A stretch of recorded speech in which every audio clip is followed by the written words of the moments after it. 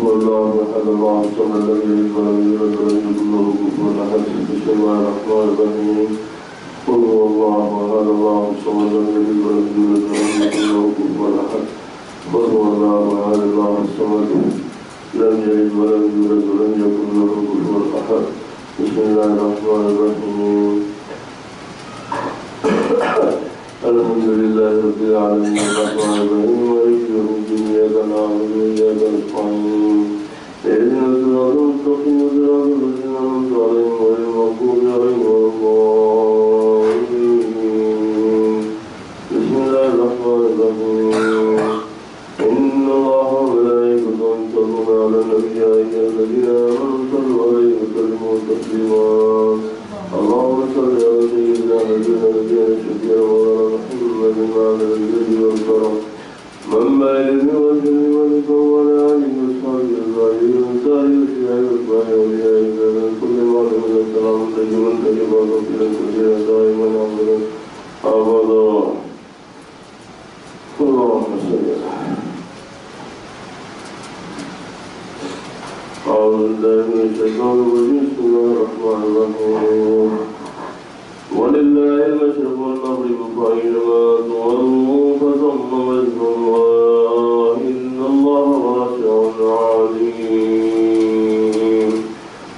اور مشرق اور مغرب اللہ ہی کے ہے پر تم جدھر بھی رخ کرو ادھر ہی اللہ کی توجہ ہے بے شک اللہ بڑی وسعت والا سب کچھ جاننے والا ہے آیت کریمہ کا شان نزول کے بارے میں لکھا گیا ہے کہ صحابہ حضرت علامہ علاؤالدین علی بن محمد بن ابراہیم بغدادی رحمۃ اللہ علیہ لکھتے ہیں کہ صحابہ کرام رضوان اللہ تعالیٰ علیہم اجمعین رسول کریم صلی اللہ علیہ وسلم کے ساتھ ایک اندھیری رات میں سفر میں تھے جہت قبلہ معلوم نہ ہو سکا یعنی قبلے کے سمت کا تعین نہیں ہو سک رہا تھا ہر ایک شخص نے جس طرف اس کا دل جمع نماز پڑھی صبح کو سید عالم صلی اللہ علیہ وسلم کی خدمت میں حال عرض کیا تو یہ آیت نازل ہوئی کہ جدھر تم جدھر دیکھو گے اللہ ہی کو پاؤ گے اور دوسرا قول اس کی آیت کی شان نزول کے بارے میں یہ ہے کہ اس مسافر کے حق میں نازل ہوئی جو سواری پر نفل ادا کرے اس کی سواری جس طرح متوجہ ہو جائے اس طرح اس کی نماز درست ہے یہ بخاری و مسلم کی احادیث سے یہ ثابت ہے ایک اور یہ ہے کہ جب تحویل قبلہ کا حکم دیا گیا یعنی جب مدینہ شریف میں جب بیت المقدس کی طرف نماز رخ کر کے نماز پڑھتے تھے تو حکم نازل ہوا کہ جو ہے اپنا رخ کعبۃ اللہ کی طرف منہ پھیر لو ادھر تو اس کو تحویل کعبہ جو ہوتے ہوئے تو تحویل کعبہ کا جب حکم دیا گیا تو یہود نے مسلمانوں پر طعنہ زنی کی کہ یعنی جب مسلمانوں پہ طعنہ کرنے لگے وہ لوگ اس حکم کے بعد میں تو اس کے رد میں یہ آیت نازل ہوئی بتایا گیا کہ مشرق مغرب سب اللہ کا ہے جس طرف چاہے قبلہ معین فرمائے کسی کو اعتراض کا کیا حق ہے یہ شان نزول کے بارے میں ہے اس لیے اب تعین جہت حق شرع ہونے کا بیان کے بارے میں کیا ہے پھر جہت کا جو تعین ہوا کہ قبلے کی طرف کعبے کی طرف رخ کرو امام ابو عبیدہ بن قاسم بن سلام رضی اللہ تعالیٰ نے اپنی کتاب ناسخ منسوخ میں حضرت عبداللہ بن عباس رضی اللہ تعالیٰ سے روایت کی ہے کہ قرآن میں سب سے پہلا منسوخ حکم یہی قبلے کا حکم ہے اس سے پہلے میں بتایا تھا کہ ناسخ اور منسوخ کیا ہو کس کو بولتے ہیں کہ بعد آیات قرآن میں ناسخ منسوخ بھی ہے اس کا مطلب یہ نہیں ہے کہ وہ آیات قابل تلاوت ہے وہ جزء قرآن ہے کلام الہی ہے مگر اس کا حکم منسوخ ہو جاتا کہ پہلے جیسے حکم تھا کہ بیت المقدس کی طرف رخ کر کے نماز پڑھنے کا تو اب جب کعبۃ اللہ کی طرف رخ کرنے کا حکم ہو گیا تو بیت المقدس کی طرف رخ کرنے کا حکم منسوخ ہو گیا تو تو آیت تو ویسی رہیں گی، وہ تلاوت کے لیے ہے، عبادت ہے، مگر اب اس کا حکم جو ہے اسی طریقے سے بہت ساری آیات قرآن کریم میں علماء کے پاس وہ لوگ کہتے ہیں کہ یہ یعنی اس کو منسوخ آیات کہتے ہیں. اور منسوخ کا مطلب یہ ہے کہ اس کے ترجمے کے حساب سے سمجھ جائیے کہ منسوخ کو قابل تلاوت نہیں ہے. نہیں، قابل تلاوت کلام الہی، حکم منسوخ ہوتا، صرف اس کا حکم جو ہے وہ منسوخ ہو جاتا. مگر آج کے دور میں جب آپ غور سے دیکھیں گے تو پتہ چلتا ہے کہ بہت ساری منسوخ آیات جو علماء بتائے گئے ہیں اس کے باوجود بھی آج کے دور میں وہ ناسخ ہیں. مثال کے طور پہ اگر آپ یہ بولیں کہ بھی لکم دینکم ولی الدین کی آیت منسوخ ہے کیونکہ اس کے بعد میں جہاد کی آیتیں آئی ہیں، اس کے بعد میں جہاد کی آیتیں نازل ہوئی، تو اب وہ ان کو اپنے دین پر تم اپنے دین پر قائم رہو، لڑائی جھگڑے کی بات نہیں تھی وہاں پہ. اب وہ آیت تو ظاہر میں جو ہے علماء کے پاس منسوخ آ گئی کیونکہ اس کے بعد میں جہاد کی حکم کی آیت آ گئی. جب جہاد کی حکم کی آیت آ گئی تو ناسخ آیت ہے تو پھر لہٰذا یہ آیت ہو. مگر میں یہ کہتا ہوں کہ آج بھی ہندوستان میں لکم دینکم ولی الدین کی آیت ناسخ ہے.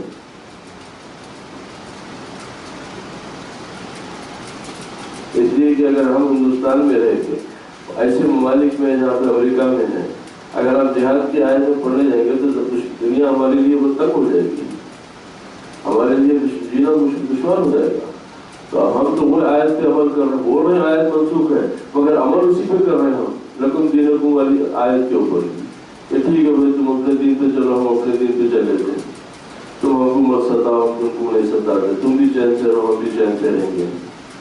تو اسی طریقے سے میرا اپنا ایمان یہ ہے کہ ہر آیت اپنے حساب سے ناسخ ہے، مگر کیونکہ یہ علماء کا بہت بڑے بڑے علماء کا جو ہے کہ فیصلے ہیں تو اس کو سمجھنے کے لیے یہ بیان کیا گیا کہ سب سے پہلا منسوخ حکم یہی قبلے کا حکم ہے. للہ المشرق والمغرب آیت نازل ہوئی، حضور علیہ السلام بیت المقدس کی طرف منہ کر کے نمازیں پڑھنے لگے. پھر آیت ومن حیث خرجت فولی وجہک شطر المسجد الحرام جو نازل ہوئی کہ بھائی آپ اپنا رخ جو ہے کعبے کے مسجد الحرام کی طرف کر لو. آپ نے بیت اللہ کی طرف متوجہ ہو کر نماز ادا کرنی شروع کی. مدینے میں جب حضور صلی اللہ علیہ وسلم بیت المقدس کی طرف منہ کر کے نماز پڑھنے لگے تو یہود بہت خوش ہوئے تھے کیونکہ ان کا قبلہ تھا وہ.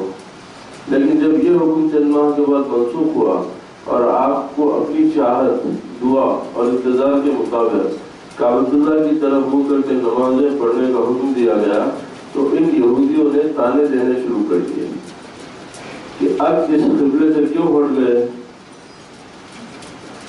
تو اللہ تعالیٰ نے یہ آیت اتاری کہ مشرق و مغرب کا مالک اللہ تعالیٰ ہی ہے. پھر یہ اعتراض کیا، جدھر اس کا حکم ہو پھر جانا چاہیے. حضرت ابن عباس سے یہ بھی روایت مروی ہے کہ مشرق مغرب میں جہاں کہیں بھی ہو منہ کعبے کی طرف کرو. اس سے مراد یہ بھی لی جا سکتی کہ تم مشرق و مغرب کہیں بھی ہو تمہارا رخ جو ہے وہ کعبۃ اللہ کی طرف ہونا چاہیے.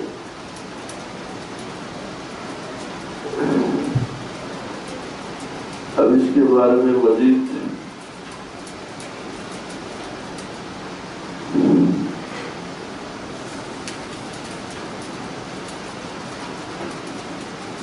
تشریح یہ ہے کہ منتشر افراد یعنی جو پھیلے ہوئے جو بکھرے ہوئے لوگ، منتشر افراد جو قوم بنتے ہیں، جب ان میں یکجہتی ہو، اور یکجہتی تب پیدا ہوتی ہے جب ان کا کوئی مخصوص مرکز ہو.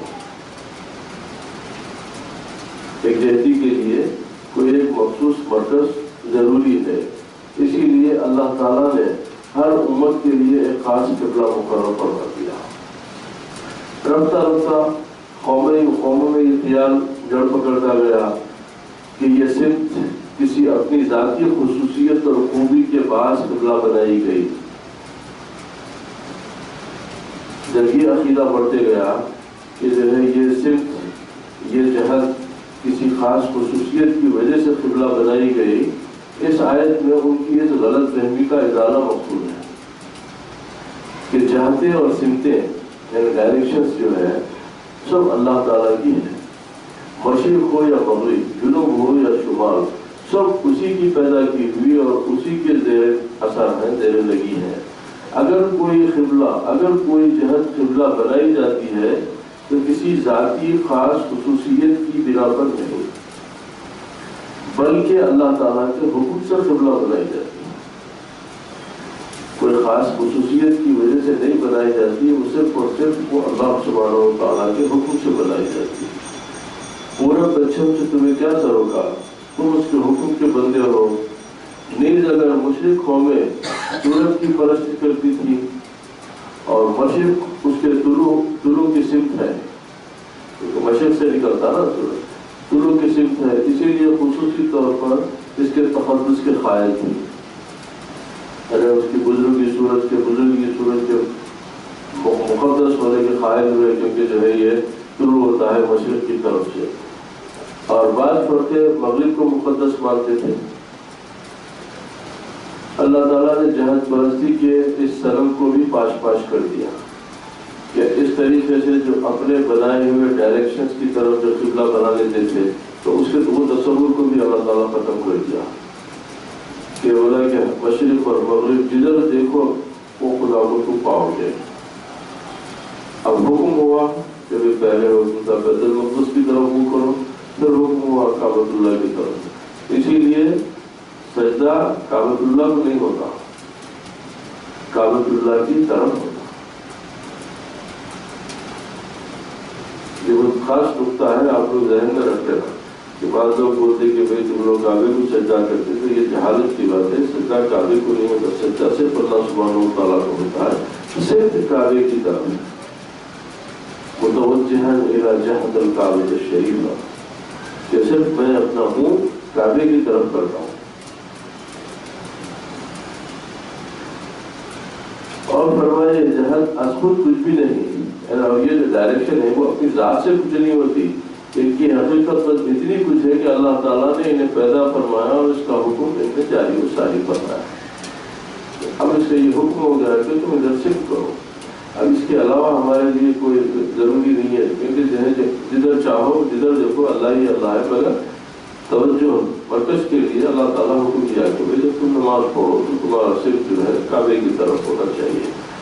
اب جیسے اس سے پہلے وہی پیاری بات عباس رضی اللہ تعالیٰ فرمائے کہ اس کا مطلب یہ بھی سمجھ سکتے شاید تم مشرق میں ہو یا مغرب میں ہو کہ شمال میں ہو یا جنوب میں ہو، جدھر بھی ہو ادھر سے تم اللہ کی کعبۃ اللہ کی طرف رخ کر دو، کیونکہ تمام جہتیں اللہ تعالیٰ کی طرف سے ہیں۔ وقالوا اتخذ الله ولدا سبحانه بل له ما في السماوات والارض كل له قانتون۔ اور یہ کہتے ہیں کہ بنا لیا ہے اللہ نے اپنا ایک بیٹا، پاک ہے وہ اس تہمت سے، بلکہ اسی کی ہے جو چیز آسمانوں میں ہے اور زمین میں، سب اسی کے فرما بردار ہے۔ اس کے بارے میں یہ ہے کہ یہود حضرت عزیر کو، عیسائی حضرت عیسیٰ علیہ السلام کو اللہ تعالیٰ کا بیٹا مانتے ہیں، اور مشرکین فرشتوں کو اللہ کی بیٹیاں یقین کرتے ہیں۔ نعوذ باللہ من ذالک۔ اس آیت میں ان عقائد فاسدہ کی، یعنی یہ گمراہ عقیدے، جھوٹے عقیدے، بنائے ہوئے منگلت عقیدے کی تردید ہے، اس کو جو ہے انکار کیا جا رہا۔ زمین کی وسعتوں اور آسمانوں کی تنہائیوں میں جو چیز ہے، نوری ہو یا ناری ہو، نوری سے مراد جو نور سے ہے، ناری جو آگ سے ہے، خاکی ہو یا افلاکی ہو، وہ زمینی ہو یا آسمانی ہو، بے جان ہو یا جاندار، حقیر ہو یا عزیز، سب پر اس کی مملوک ہونے کی مہر لگی ہے۔ ہر شے کا مالک اللہ ہے۔ کوئی کائنات میں کوئی ایسا ذرہ نہیں ہے جو اس کے حکم اور اس کے حکم سے ان کے تابع نہیں ہے، اور ہر چیز بلا استثناء اس کے حکم کے سامنے سرگردہ ہے۔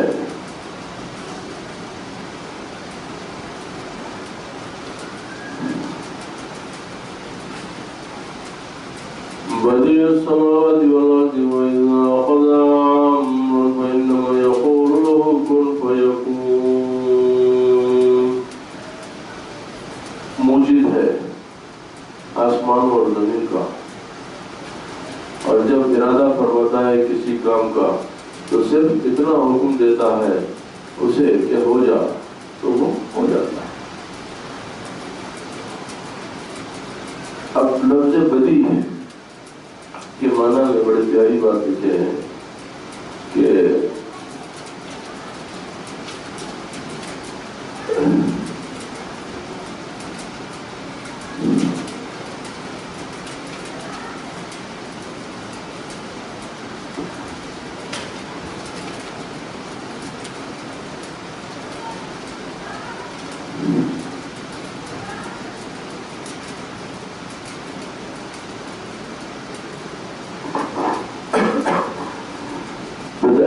بدی جو اس کا مادہ ہے بدا، بدا کا معنی ہے اصل، مثال، نمونہ یا وجود، یا وجود کے بغیر کوئی نئی چیز ایجاد کرنا.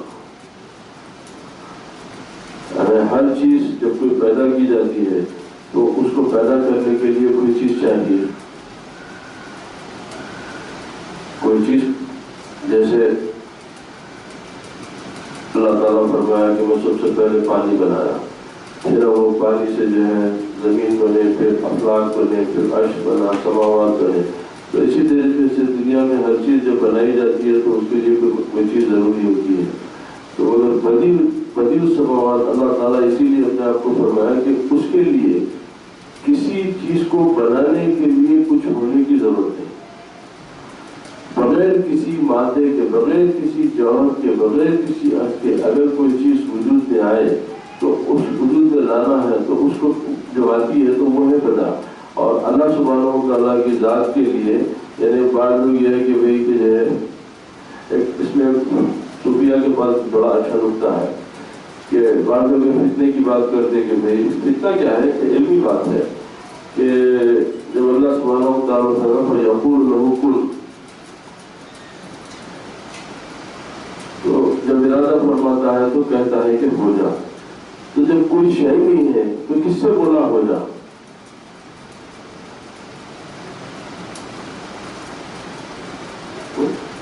جب کوئی شے کا وجود ہی نہیں ہے، جب کوئی چیز موجود ہے ہی نہیں تو وہ اس کو بولتے کہ بھائی اگر یہ پانی ہے اس کو بولے کہ بھائی تو ہاؤس بن جا، لکڑی ہے اس کو بولے کہ تو آگ بن جا.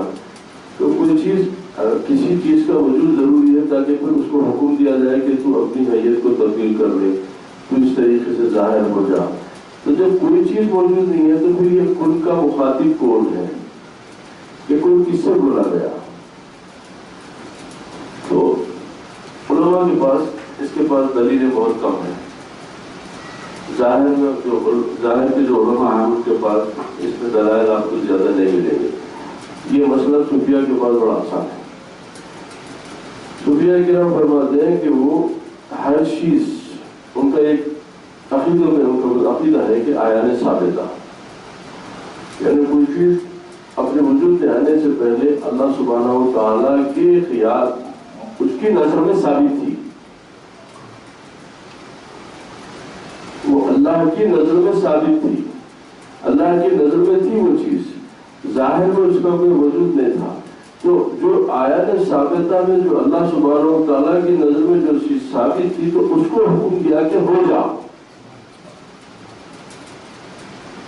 یعنی دوسری طریقے سے یہ ہے کہ اپنی چاہت کو حکم دیا کہ تو ظاہر ہو جا.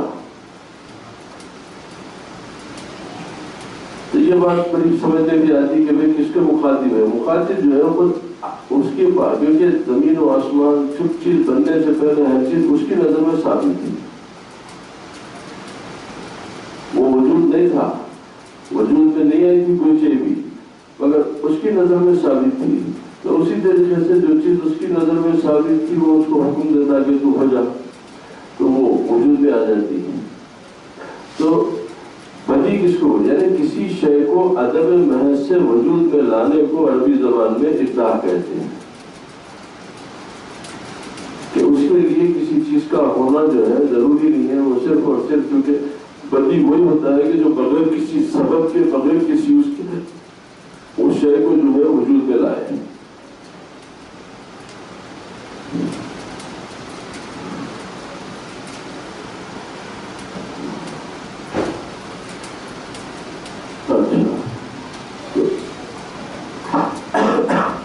یعنی نیز سے ہست کرنے کو، نیز نہ ہونا، ہست ہونا، یعنی نہ ہونے سے ہونا ثابت ہونا، اور عدم محض سے موجود کرنے کو عربی زبان میں ابداع کہتے ہیں۔ یعنی نہ پہلے اس کا کوئی مادہ ہو، نہ نمونہ ہو، نہ بنانے کے آلات موجود ہوں۔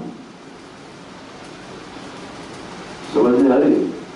نہ کوئی مادہ ہے، نہ کوئی اس کا کوئی نمونہ ہے، نہ کوئی اس کا کوئی ایگزامپل، کوئی چیز جو ہے کوئی ایسا کوئی کیا بولتے خاکہ کوئی بھی نہیں ہے، نہ اس کو بنانے کے لیے کوئی آلات ہو، اس کے باوجود وہ چیز بن جائے تو اس کو ابداع کہتے ہیں۔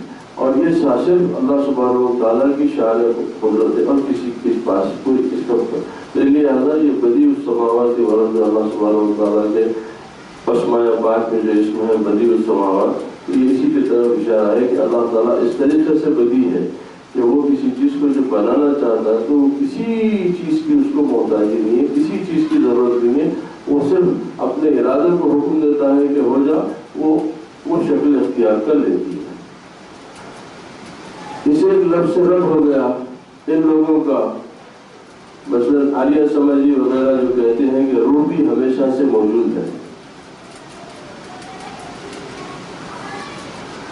روح بھی ہمیشہ سے موجود ہے، اور مادہ بھی۔ اور اللہ تعالیٰ نے زیادہ سے زیادہ صرف یہ کیا کہ ایک ماہر کاریگر کی طرح مادے کو، مختلف اجزاء کو ایک خاص تناسب سے باہم ملا دیا۔ یہاں لوگ عالیہ سماجی جو ہے ان کا ایک طریقہ نظریہ فکر جو ہے پیش کر رہے ہیں، اور رنگا رنگ چیزیں نمودار ہو گئی۔ قرآن اعلان کرتا ہے کہ اللہ تعالیٰ صرف صانع ہی نہیں، یعنی بنانے والا ہی نہیں بلکہ بدیع ہے۔ کسی چیز کا صانع نہیں ہے، صانع ہی نہیں، صانع بھی ہے مگر صانع ہی نہیں، بدیع ہے، کیونکہ وہ بغیر صانع کے لیے بھی ضروری ہے کہ کوئی چیز پہلے اس کے سامنے نمونہ ہو، کوئی مثال ہو، مگر بدیع کے لیے جیسا بولا گیا کہ نہ اس کے لیے کوئی نمونہ ہوتا، نہ مثال ہوتا، نہ آلات ہوتے، کوئی چیز دستیاب نہیں ہوتی، تو وہ اپنے حکم سے جو ہے وہ چیز کو وجود میں لاتا۔ اس نے آسمان اور زمین کو محض اپنے ارادے سے بغیر کسی مادہ کے پیدا فرمایا۔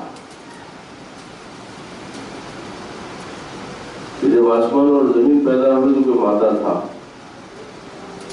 کوئی، وہ اپنے حکم سے جو ہے اس کو وجود میں لا دیا۔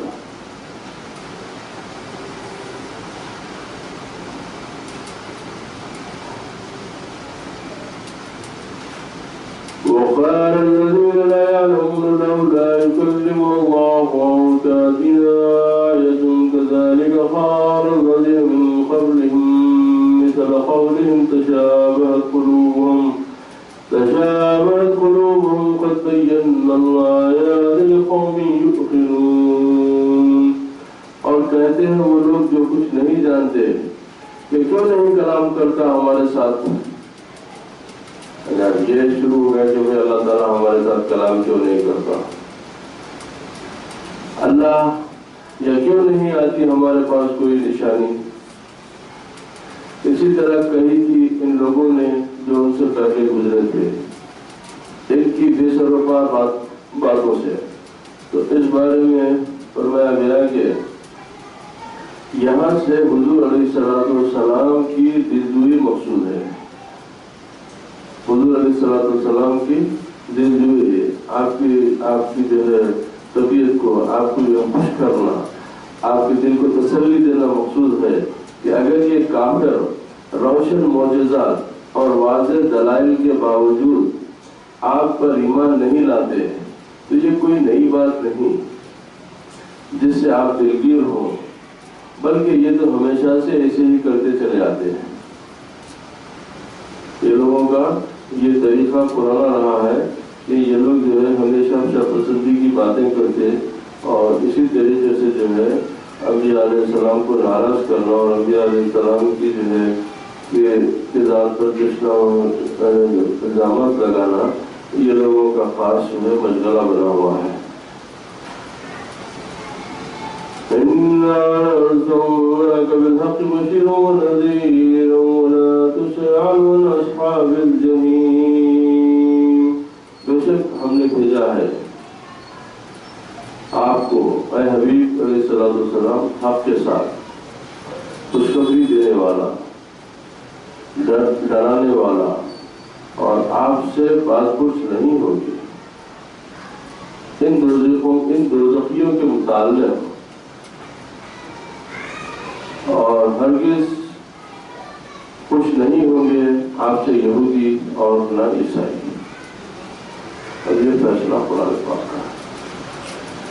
اب ہم لوگ اپنے خیال اپنی عقل کے گھوڑے دوڑا کے کبھی ان کو دوست بتا دیتے، کبھی ان کو دوست بتا دیتے، کبھی ان کو ہم اپنا بڑی خواہ سمجھتے، کبھی ان کو ہم اپنا بڑی خواہ، جبکہ اللہ سبحانہ و تعالیٰ قرآن پاک میں صاف صاف حکم دیتے ہیں کہ اے محمد صلی اللہ علیہ وسلم یہ یہود و نصارہ آپ سے کبھی کچھ نہیں ہوتے۔ تو پتہ چلا کہ یہ ہمارے ازلی دشمن ہیں، کہ اسلام کی برتری، مسلمانوں کی بھلائی ان کی کسی فکر میں اس میں آ ہی نہیں سکتی، کیونکہ اللہ کی مہر لگ چکی ہے۔ اس آیت کے پہلے حصے میں ان نادانوں کے دو مطالبوں کا ذکر ہے کہ اللہ ہم سے بات کیوں نہیں کرتا اور ہمارے کو کوئی نشانی، ہمارے پاس کوئی نشانی کیوں نہیں ہے۔ ایک یہ کہ خدا خود ان سے کلام کرے یا انہیں کوئی ایسی نشانی دکھائے جس کے بعد شک کی گنجائش نہ رہے۔ پہلی بات تو توجہ کے لائق ہی نہیں تھی کہ اللہ ہم سے بات کرنے کی، وہ بات کے اوپر اللہ تعالیٰ کی توجہ بھی نہیں دیا اور نہ اس کا کوئی اس کو ذکر کیا، نہ اس کی کوئی دلیل پیش کیا۔ وہ بات کو بالکل ہی جو ہے رد کر دیا، ذکر کیا مگر اس کی کوئی اس کے آگے ذکر نہیں، اس لیے اس کا تو جواب تک نہ دیا۔ دوسری بات کے متعلق فرمایا کہ تم صرف ایک نشانی کا مطالبہ کر رہے ہو اور ہم نے تمہیں بے شمار فیصلہ کو نشانات دکھائے، کیا کیا معجزات نہیں دکھائے، کیا کیا انبیاء علیہ السلام سے نشانیاں جو ہے نہیں دکھائے تمہارے کو، اور پھر بھی تم باطل پر اڑے ہوئے ہو، تم جھوٹ کے اوپر، دھوکے بازی کے اوپر، اس کی انکار کے اوپر اڑے ہوئے ہیں۔ ان کھلی نشانیوں کے بعد تمہیں اور کس نشان کا انتظار ہے جسے دیکھنے کے بعد تم ایمان لاؤ گے؟ اس سے مطلب یہ ہے کہ تم ایمان لانے والے نہیں ہیں، تم سے ایمان کی کوئی توقع نہیں ہے۔ وَلَن تَرْضَىٰ عَنكَ الْيَهُودُ وَلَا النَّصَارَىٰ حَتَّىٰ تَتَّبِعَ مِلَّتَهُمْ قُلْ إِنَّ هُدَى اللَّهِ هُوَ الْهُدَىٰ وَلَئِنِ اتَّبَعْتَ أَهْوَاءَهُم بَعْدَ الَّذِي جَاءَكَ مِنَ الْعِلْمِ مَا لَكَ مِنَ اللَّهِ مِن وَلِيٍّ وَلَا نَصِيرٍ۔ یہاں تک کہ آپ پیروی کرنے لگے ان کے دین کی، آپ انہیں کہہ دیجئے کہ اللہ کا بتایا ہوا راستہ ہی سیدھا راستہ ہے، اور اگر بفرض محال آپ پیروی کریں ان کی خواہشوں کی اس علم کے بعد بھی جو آپ کے پاس آ چکا ہے، تو پھر نہیں ہوگا آپ کے لیے اللہ سبحانہ و تعالیٰ کی گر سے بچانے والا کوئی یار اور نہ کوئی مددگار۔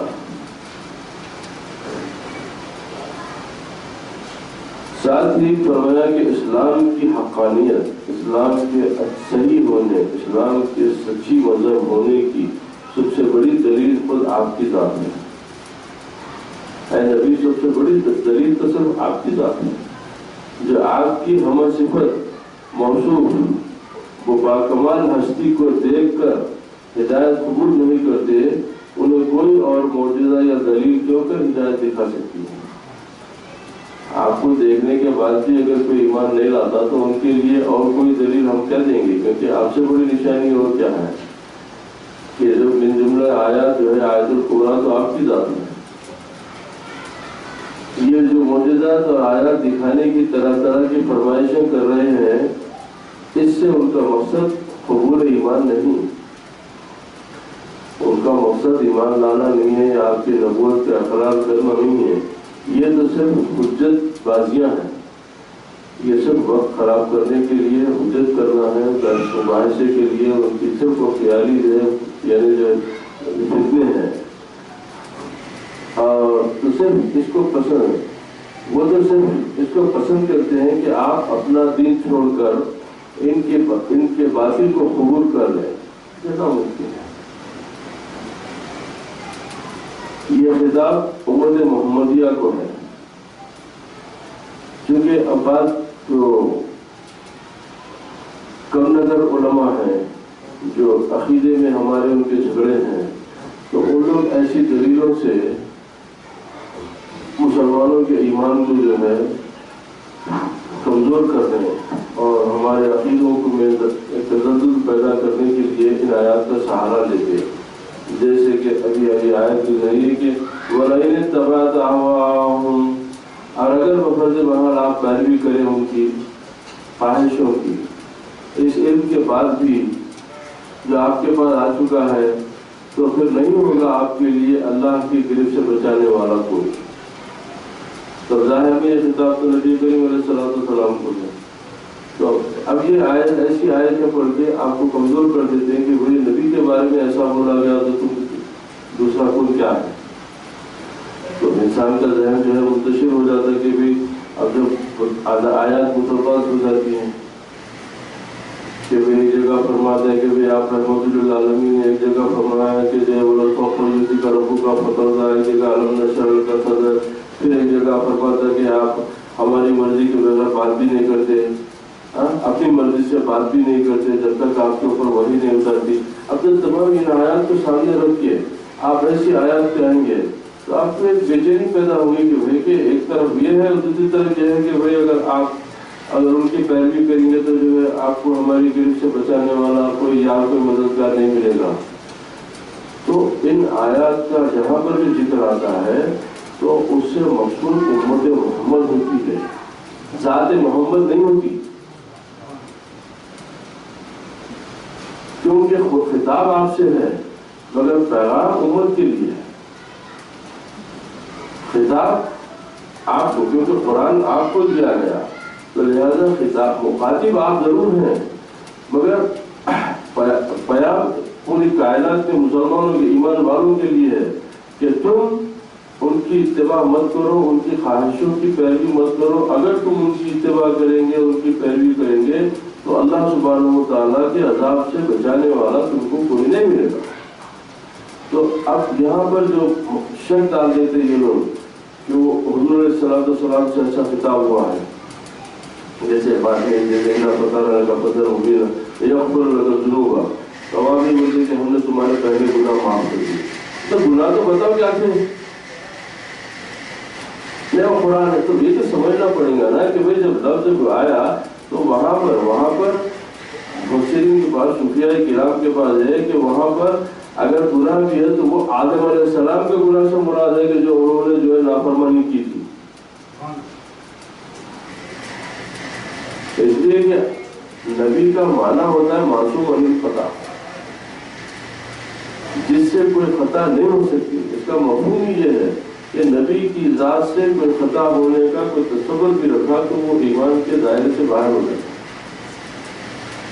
نبی معصوم عن الخطا ہوتا ہے، نبی سے کوئی خطا ہو ہی نہیں سکتی۔ اب اگر کوئی خطا آپ کو ظاہر نظر آئی تو مشیت الہی ہے آپ کی تعلیم کے لیے۔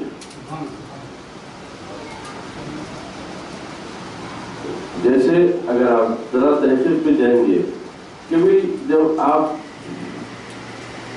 کے ہمارے لیے جو اللہ کے نیک بندوں کے لیے یہ ہے کہ وہ لوگ اللہ تعالیٰ کی یاد سے غافل نہیں ہوتے، تو پھر نبی کریم صلی اللہ علیہ وسلم اللہ کی یاد میں کیسا غافل ہوئے؟ جب غافل نہیں ہوئے تو پھر سجدہ سہو کیوں کرے؟ سجدہ سہو تو جب بھی ہوتا ہے کہ جب آپ کو اللہ کی جب عبادات کی ادا کرنے میں کہیں کوئی بھول ہو جائے تو پھر سجدہ سہو کیوں؟ کہ یہ ہمارے آپ کے لیے آنے والی امت کے لیے سجدہ سہو ان کا مسئلہ بیان کرنا تھا کہ تمہارے لیے اگر ایسا مسئلہ آ جائے تو تمہارے نبی کی عمل تمہارے سامنے ہے، اس کو اس طریقے سے کر لیا کرو، ورنہ ان کے لیے سجدے سے ہو، کیونکہ انہوں تو بولے کہ بھائی میرے رب سے کبھی تعلق ٹوٹا نہیں، کہ حتیٰ کہ خود قرآن بولا ہے کہ وما ينطق عن الهوى ان هو الا وحی یوحی، ارے وہ تو اپنی مرضی سے بات بھی نہیں کرتے۔ تو اب پتہ چلا کہ نبی کریم علیہ السلام کا یہ حکم دینا کہ اٹھو بیٹھو کھاؤ پیو یہ کیسا کرو بال ایسے کاٹو نہ، یہ تمام حکم الہی ہوا۔ تو اب قرآن میں حدیث میں فرق کیا ہوا؟ دونوں بھی وحی الہی ہے، دونوں بھی وحی الہی ہے۔ قرآن کی وحی ہونے میں جبرائیل علیہ السلام بیچ میں ہے، اور حدیث کی وحی ہونے میں جبرائیل بیچ میں نہیں ہے، راست وحی ہے۔ وہی دو جگہ بھی ہے، کیونکہ یہاں پہ بھی یہ بولا اللہ تعالیٰ کہ میرا حبیب اپنی مرضی سے بات نہیں کرے، اے وہ ایسا وحی یوحی، جب تک کہ ہم ان کے اوپر وحی نہیں نازل فرماتے۔ تو جب تک ابھی آج میں اچھی بات سن رہا تھا، دیکھیے آپ کے مقامات کو سمجھنے کے لیے کہ آپ بتائیے کہ جو ہے جیسے اراکین عبادت ہیں آپ کی، نماز ہے حج ہے، یہ تمام اراکین کی نماز قرآن حکم دیا کیا؟ نماز پڑھو۔ قرآن کا حکم یہ ہے کہ نماز پڑھو۔ رسول حکم دیتے ہیں کہ عرفات میں نماز چھوڑ کے مزدلفہ جاؤ۔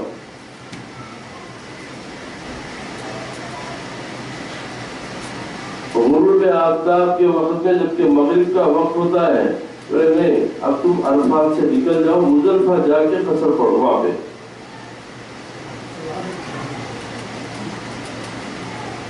قرآن حکم دیتا ہے کہ کعبۃ اللہ کا تقدس ہے، کعبۃ اللہ کا طواف کرو۔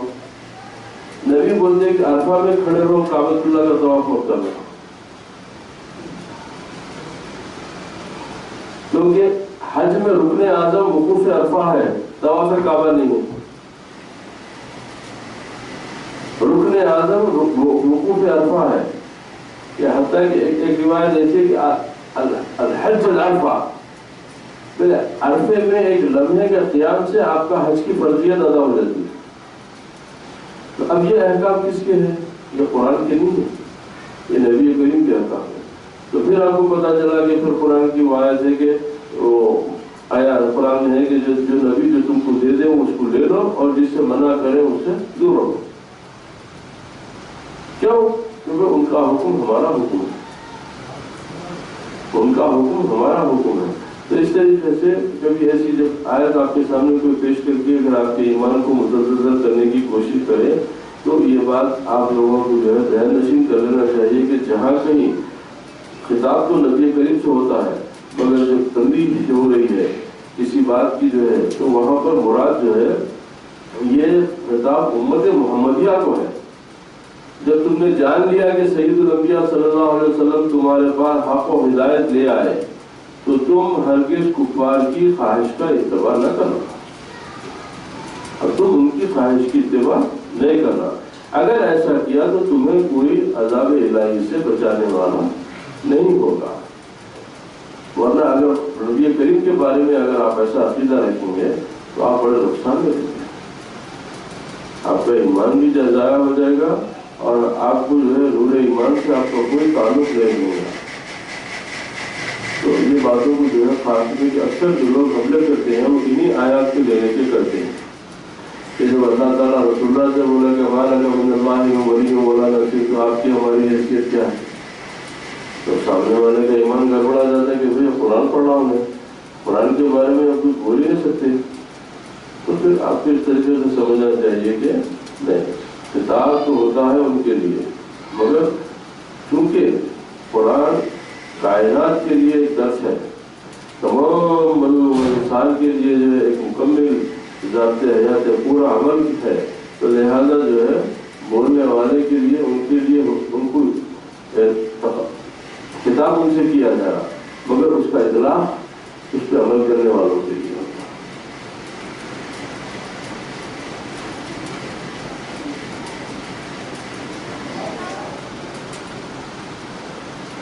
الذين آتيناهم الكتاب يتلونه حق تلاوته أولئك يؤمنون به ومن يكفر به فأولئك هم الخاسرون. جن کو ہم نے کتاب دی وہ اس کی تلاوت کا حق ادا کرتے ہیں، وہی ایمان والے، ایمان لائے. اب اس سے آپ کو پہلے کی تشریح تھوڑی صاف ہو جائے گی کہ وہی ایمان لائے ہیں اس کے ساتھ، اور جو کوئی انکار کرتا ہے اس کا تو وہی نقصان اٹھانے والے ہیں. تو پتہ چل گیا کہ یہ خطاب امت کے لیے.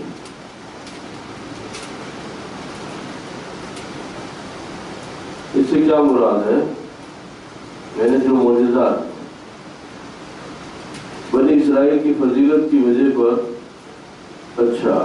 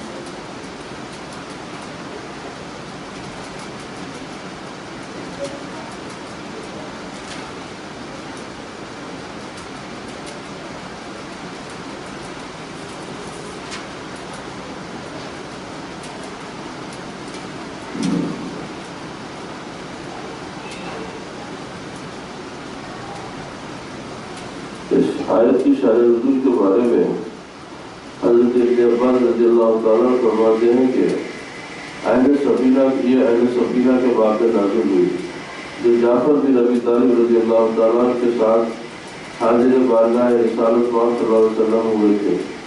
ان کی تعداد 40 تھی. 32 اہل حبشہ اور 8 شامی راہب انہیں گوہر راہب بھی تھے. مانا یہ ہے کہ در حقیقت توریت شریف پر ایمان لانے والے وہی ہیں جو اس کی تلاوت کا حق ادا کرتے ہیں اور بغیر تحریف و تبدیل پڑھتے ہیں. کیونکہ جیسے اس کے پہلی آیات میں گئے کہ بہت ساری جگہ وہ لوگ اپنے تحریف اور تبدیل کر دیے تھے. جہاں نبی کریم علیہ السلام کے اوصاف اور آپ کی جو ہے آپ کا ذکر تھا اور آپ کے خصائص، آپ کی جو خصوصیات جو توریت و انجیل میں بتائی جاتی تھی، تو وہاں پر جو ہے اس میں تحریف کر کے جو ہے ان چیزوں میں بہت ساری جو ہے اپنی طرف سے جو ہے اس میں تبدیلی لائے تھے. تو اس لیے جو بغیر تحریف و تبدیل جس طریقے سے وہ نازل ہوئی تھی، اگر اسی طرف سے پڑھتے ہیں، اس کے معنی سمجھتے اور مانتے ہیں اور اس میں حضور سید کائنات صلی اللہ علیہ وسلم کی نعت و صفت دیکھ کر حضور پر ایمان لاتے ہیں، اور جو حضور کے منکر ہوتے ہیں تو وہ توریت پر ایمان نہیں رکھتے. تو پتہ چلا کہ اگر توریت کی بات بھی کرتے ہیں، انجیل کی بات بھی کرتے ہیں اور نبی کریم علیہ السلام سے بغض رکھتے ہیں یا آپ پر ایمان نہیں لاتے، تو وہ نہ توریت والے ہیں نہ انجیل والے ہیں. اس لیے کہ توریت اور انجیل کے صحیح نسخوں میں حضور علیہ السلام کا ذکر، آپ کے اوصاف، آپ کی نعتیں، تمام چیزیں اللہ تعالیٰ نے مذکور فرمایا. تو جو وہ بات اگر اس کے خلاف کہتے ہیں تو اس کا مطلب یہ ہے کہ وہ لوگ اپنے تحریف کر شدہ نسخے کو جو ہے اللہ کی کتاب بتاتے ہیں جو اللہ سبحانہ و تعالیٰ پہ ایک بہتان ہے اور اس کے اوپر جھوٹ باندھنے کی دلیل ہے۔ حضرت قتادہ فرما کہتے ہیں کہ اس سے مراد یہود نصارہ ہے۔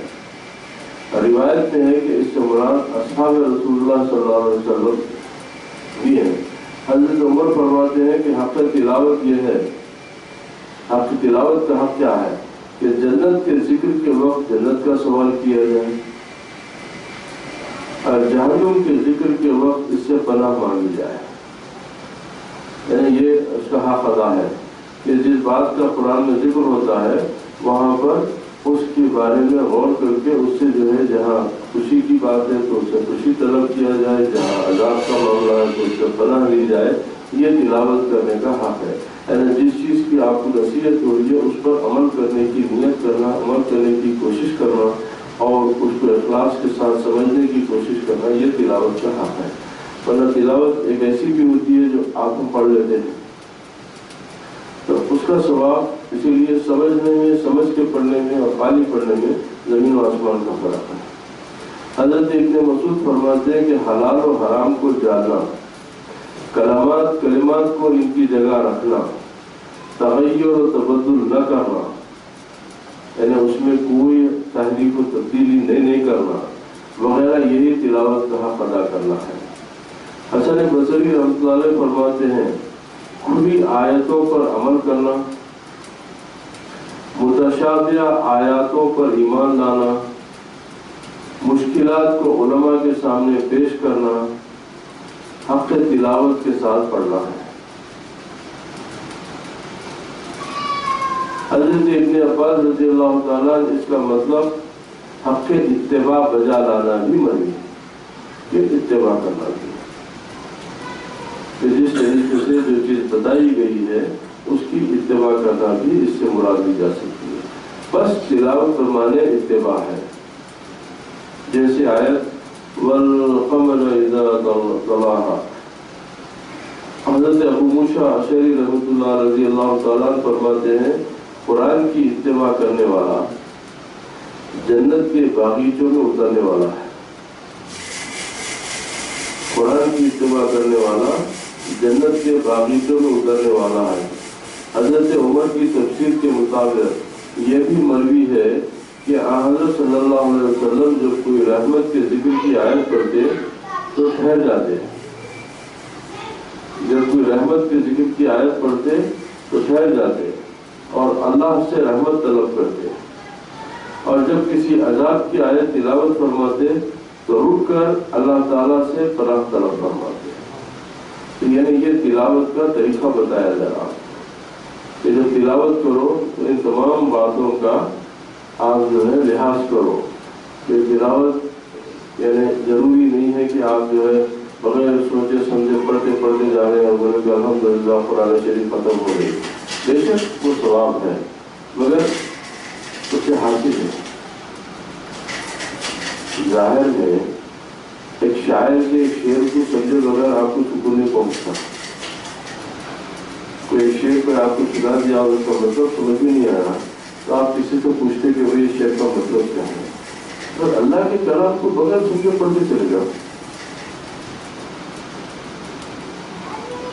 اپنے درس کی کتابوں کو جب تک آپ سمجھ نہیں سکتے آگے نہیں بڑھ سکتے، امتحان میں کامیاب نہیں ہو سکتے، تو پھر اللہ تعالیٰ کے پاس امتحان دینا ہے تو لہٰذا کم سے کم اسی لیے اس کو سمجھنے کی کوشش کرو۔ عمل کرنا تو وہ بات کا مرتبہ ہے، وہ بہت آگے ہے، کم سے کم یہ ہے کہ جب آپ سمجھیں گے تو اللہ سبحانہ و تعالیٰ آپ کو توفیق عطا کرے گا کہ اس کے اوپر عمل پیدا ہونے کی آہستہ آہستہ آپ کی جو ہے توفیق نصیب ہوگی۔ تو اسی طریقے سے قرآن کو سمجھ کے پڑھنے میں بہت بڑا ثواب ہے، اور مقصد نزول بھی یہی، اس کے اترنے کا نزول، اس کے شان، اس کے قرآن شریف کے نازل ہونے کا مقصد بھی یہی ہے کیونکہ اس کے اندر جو علم ہے تو وہ آپ کے لیے ہے، وہ اللہ کے لیے، اللہ کے رسول کے لیے نہیں ہے، تاکہ آپ اس سے فائدہ اٹھاؤ، اور فائدہ جب بھی اٹھایا جائے گا جب آپ اس کو سمجھیں گے۔ اسی لیے کوشش کرو۔ اب بعض لوگ ترجمہ پڑھ لیتے اور بڑا خوش ہوتا کہ ہم ترجمہ پڑھیں. تو نہیں، آپ جب ترجمہ بھی پڑھو تو کسی اہل علم کے سامنے پڑھو. جیسے جتنے فتنے ہیں آج دنیا میں ترجمہ کی وجہ سے. میں ایک بزرگ سے ایک بات پوچھا تھا کہ حضرت قرآن بھیجنے والا ایک ہے اللہ سبحانہ و تعالیٰ، لانے والے ایک جبریل نہیں، بیچ میں کسی کوئی دوسرے فرشتے کو ایک دن کے لیے بھی دو آیتیں نہیں بھیجی گئی. پوری قرآن لانے والے جبریل نہیں، لینے والے ایک محمد عربی، ہر جگہ ایک ایک ہے. پھر یہ آج اتنے اختلافات کیوں ہیں تفاسیر اور تراجم میں، ترجموں اور تفاسیر میں یہ اتنے اختلافات کیوں ہیں؟ جبکہ بھیجنے والا ایک ہے، لانے والا ایک ہے، لینے والا ایک ہے، دینے والا ایک ہے. پھر یہ اتنے جو ہے ہر آدمی اپنے حساب سے تفسیر کر رہا، ہر آدمی اپنے حساب سے ترجمہ کر رہا، ہر آدمی اپنے حساب. آج دنیا میں جتنے اختلافات ہیں ہر ایک کے پاس دلیل قرآن ہے. ہر کوئی قرآن کی دلیل پکڑ کے بولتا ہے کہ قرآن کی یہ آیت سے میری یہ بات صحیح، قرآن کی یہ آیت سے میری یہ بات صحیح. تو پھر آخر ایسا کیوں ہے؟ تو وہ بزرگ اپنی ذات کے خاص آدمی تھے، تو انہوں بات سنتے سنتے بولے پہلا صاحب آپ 3rd گریڈ قرآن پڑھ رہے ہیں. تو اب کیونکہ وہ ذہن ہمارا جو ہے اتنا کھلاوا نہیں تھا، وہ پرانی بات تھی نوجوانی کی. تو میرے کو کہتے ہیں غصہ آ گیا. تو حضرت میں آپ کا اتنا احترام کرتا ہوں اور آپ جو ہے قرآن کو 3rd گریڈ بول دیا. تو میرا اندازہ ہے کہ آپ اردو میڈیم کے طالب علم ہیں. تو جی ہاں، اسی وجہ سے آپ پریشانی نہیں. دیکھیے جناب، 3rd گریڈ سے مراد تیسرا درجہ. آپ 3rd گریڈ بولتے گئے گزری چیز کو، کیونکہ وہ ماحول میں بولتے رہیے یہ 3rd گریڈ ہے، یعنی گئے گزری چیز کو. آپ گئے گزری وہ ترجمہ لیے شاید. میری مراد تھی تیسرا درجہ. تو اسی لیے میں بولا کہ آپ جو قرآن پڑھ رہے ہیں وہ تیسرے درجے کی قرآن ہے. وہ کیسا؟ تو دیکھیے قرآن کا پہلا درجہ نور ہے. قرآن کا پہلا درجہ نور ہے. اللہ تعالیٰ کے پاس جبریل لائے، جبریل دیے، کوئی شک، کوئی گواہ نہیں، کوئی گواہ نہیں. کسی نے نہیں دیکھا، کوئی صحابی نے نہیں دیکھا کہ جبریل علیہ السلام رسول اللہ کو یہ آیات دی ہے. کوئی مشاہد، کوئی شاہد نہیں ہے پوری تاریخ میں، پورے صحابہ کی کوئی ایک صحابی نہیں بول سکتا کہ یہ آیت میرے سامنے نازل ہوئی، میں موجود تھا. نہیں، صرف جبریل علیہ السلام کا اور رسول اللہ کا معاملہ تھا. یہ نوری دنیا تھی. تو اس کا پہلا درجہ کیا ہوا؟ نور. اس کا دوسرا درجہ ہے صوت، آواز. کیوں کہ کائنات میں صرف قلب محمد صلی اللہ علیہ وسلم ہی ایک ایسا ٹرانسمیٹر تھا جو نور الہی کو لے کے، وہ لائٹس کو لے کے ساؤنڈ کی شکل دے سکتا تھا. کوئی ٹرانسمیٹر کائنات میں اللہ تعالیٰ ایسا نہیں بنایا تھا جو اللہ تعالیٰ کے نور کو آواز کی شکل دے. وہ صرف اور صرف قلب محمد صلی اللہ علیہ وسلم تھا. اسی لیے وہ منتخب تھی پہلے دن سے وہ بات. تو وہ جب لائٹ آئے، اب آج کی دنیا ہمارے یہ مسئلے کو بڑی آسان کر دی. آج کی سائنس ہماری یہ فکر کو بڑی آسان کر دی. وہ کیسا؟ 900 کلومیٹر کی اسپیڈ سے جہاز جا رہا، پلین جا رہا، آپ کا موبائل آن ہے، آپ امریکہ لندن کہیں بھی بیٹھے ہوئے اپنے لوگوں سے بات چیت کر رہے ہیں. 200 کلومیٹر کی اسپیڈ سے آپ کی گاڑی جا رہی، آپ قسم کھا کے بول رہے ہیں کہ میں BBC سنا، میں آل انڈیا ریڈیو سنا، میں پاکستان ریڈیو سنا، میں فلاں ریڈیو سنا. ارے میں کیسا سنے؟ تو بولے میرے پاس ٹیپ ریکارڈر ہے نا. Tape recorder? تو بولے ہاں، جو ویوز ہوتے وہ ٹیپ ریکارڈر اس کو کیچ کر کے ساؤنڈ کی شکل دیتا، وہ ویوز کو انہیں ساؤنڈ میں تبدیل کرتا. تو پہلا گریڈ نور تھا، دوسرا گریڈ ساؤنڈ ہوا، تیسرا گریڈ اسکرپٹ ہے. اب آپ کو صحیح قرآن سمجھنا ہے تو آپ کو اسی طریقے سے ریورس کرنا پڑے گا. से साउंड में जाइए, फिर साउंड से लाइट में आइए। अब आप साउंड से आगे नहीं बढ़ सके तो लिहाजा मामला बिखर जा। जो लाइट में गए उन्होंने कुरान सही समझा सके, जो लाइट में नहीं गए उन्होंने साउंड की हद तक महदूद होते जो है। तो इसीलिए मैं बोला कि आप लोग जो है ये तीसरे दर्जे की पढ़ है। तो अगर कुरान को सही समझना है तो अल्लाह सुब्हानहू व तआला आपको नूर कुरान से मुतारिफ कराए, कुरान के बातिन से आपका तारुफ करवाए। अब कुरान का बातिन से तारुफ कैसा होता, उसकी दलील ये है कि मौलाए कायनात इमाम अली इब्न अबी तालिब रज़ियल्लाहु तआला फरमाया कि अगर जिंदगी वफा करती तो मैं सूरह फातिहा की तफसीर में 70 ऊँट किताबों की लिखता। सिर्फ सूरह फातिहा की तफसीर में 70 ऊँट किताबों की लिखता। क्यों? तो मेरे को असल से वास्ता है ना, मैं जानता हूँ कि उसका असल क्या है, उसका बातिन क्या है, अल्लाह ताला की मशीयत क्या है, उसके पीछे क्या राज रखा मैं सब जानता हूँ, तो मैं सब बयान कर सकता हूँ। इसी तरीके से कुरान शरीफ के बारे में कि भाई पढ़ना अच्छा है, उसका तर्जुमा भी पढ़ो, मगर एहतियात का तकाजा यह है कि अच्छे उलमा से, खुशअक़ीदा उलमा से आप जो है उनको तर्जुमा उनके सामने पढ़ो। वरना उसमें होता है कि जैसे आज लोग भटक रहे हैं तो यही बातों की वजह से कि कहीं जो है कोई वो एक जगह है कि भाई सरकार से के रस्ता अलैहिम बिमुसद्दिक़ कि हम आपको दारोगा बना के नहीं भेजे। अब आपको वो आयत पकड़ में आ गई, कोई उठने के बैठ गया, आपको वाला बशर मिसलुका के ऊपर ही है कि आप हमारे मिसल बशर, अब उसको पकड़ लेके बैठ गया।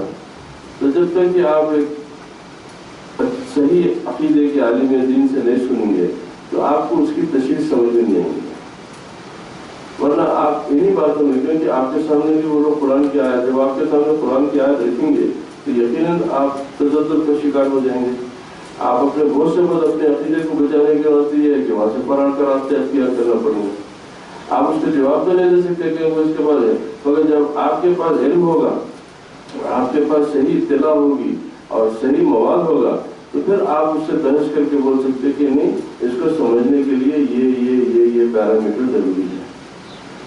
वरना उसको जो है कि जैसे बात तस्करतन आ गई तो बता रहा हूँ, जैसे और इन्नमा बशर में, तो उसके ऊपर एक आलिम साहब की तकरीर अच्छी लिखी थी, जमाना पहले सुना था, आज से 35 साल पहले, कि भाई अगर हम सिर्फ जबान को, सिर्फ अल्फाज को भी पकड़ लें तो वह खिताब क्या है, आप कह दीजिए। ये नहीं बोला कि या मोहम्मद इंता बशरुम बोलते, या रसूलुल्लाह इंता बशरुम नहीं बोला अल्लाह ताला। अल्लाह ताला फरमाया कि ये आप कह दीजिए। क्यों? ये तवाज़ो है तो आपकी ज़बान मुबारक से अच्छा दिखेगा। ये तवाज़ो इंकिसारी आप अपनी तरफ से पेश कर देंगे। उसकी मिसाल समझाने के लिए बड़ी अच्छी दलील लाए थे वो लोग। और आजकल आप लोग पढ़े लिखे लोग हैं, आज की जो दुनिया के लोग हैं, शायद वो मिसाल आपके लिए बहुत अच्छी काम आएंगी। तवाज़ो क्या चीज़ होती है? बोले अब आप जलसे में गए,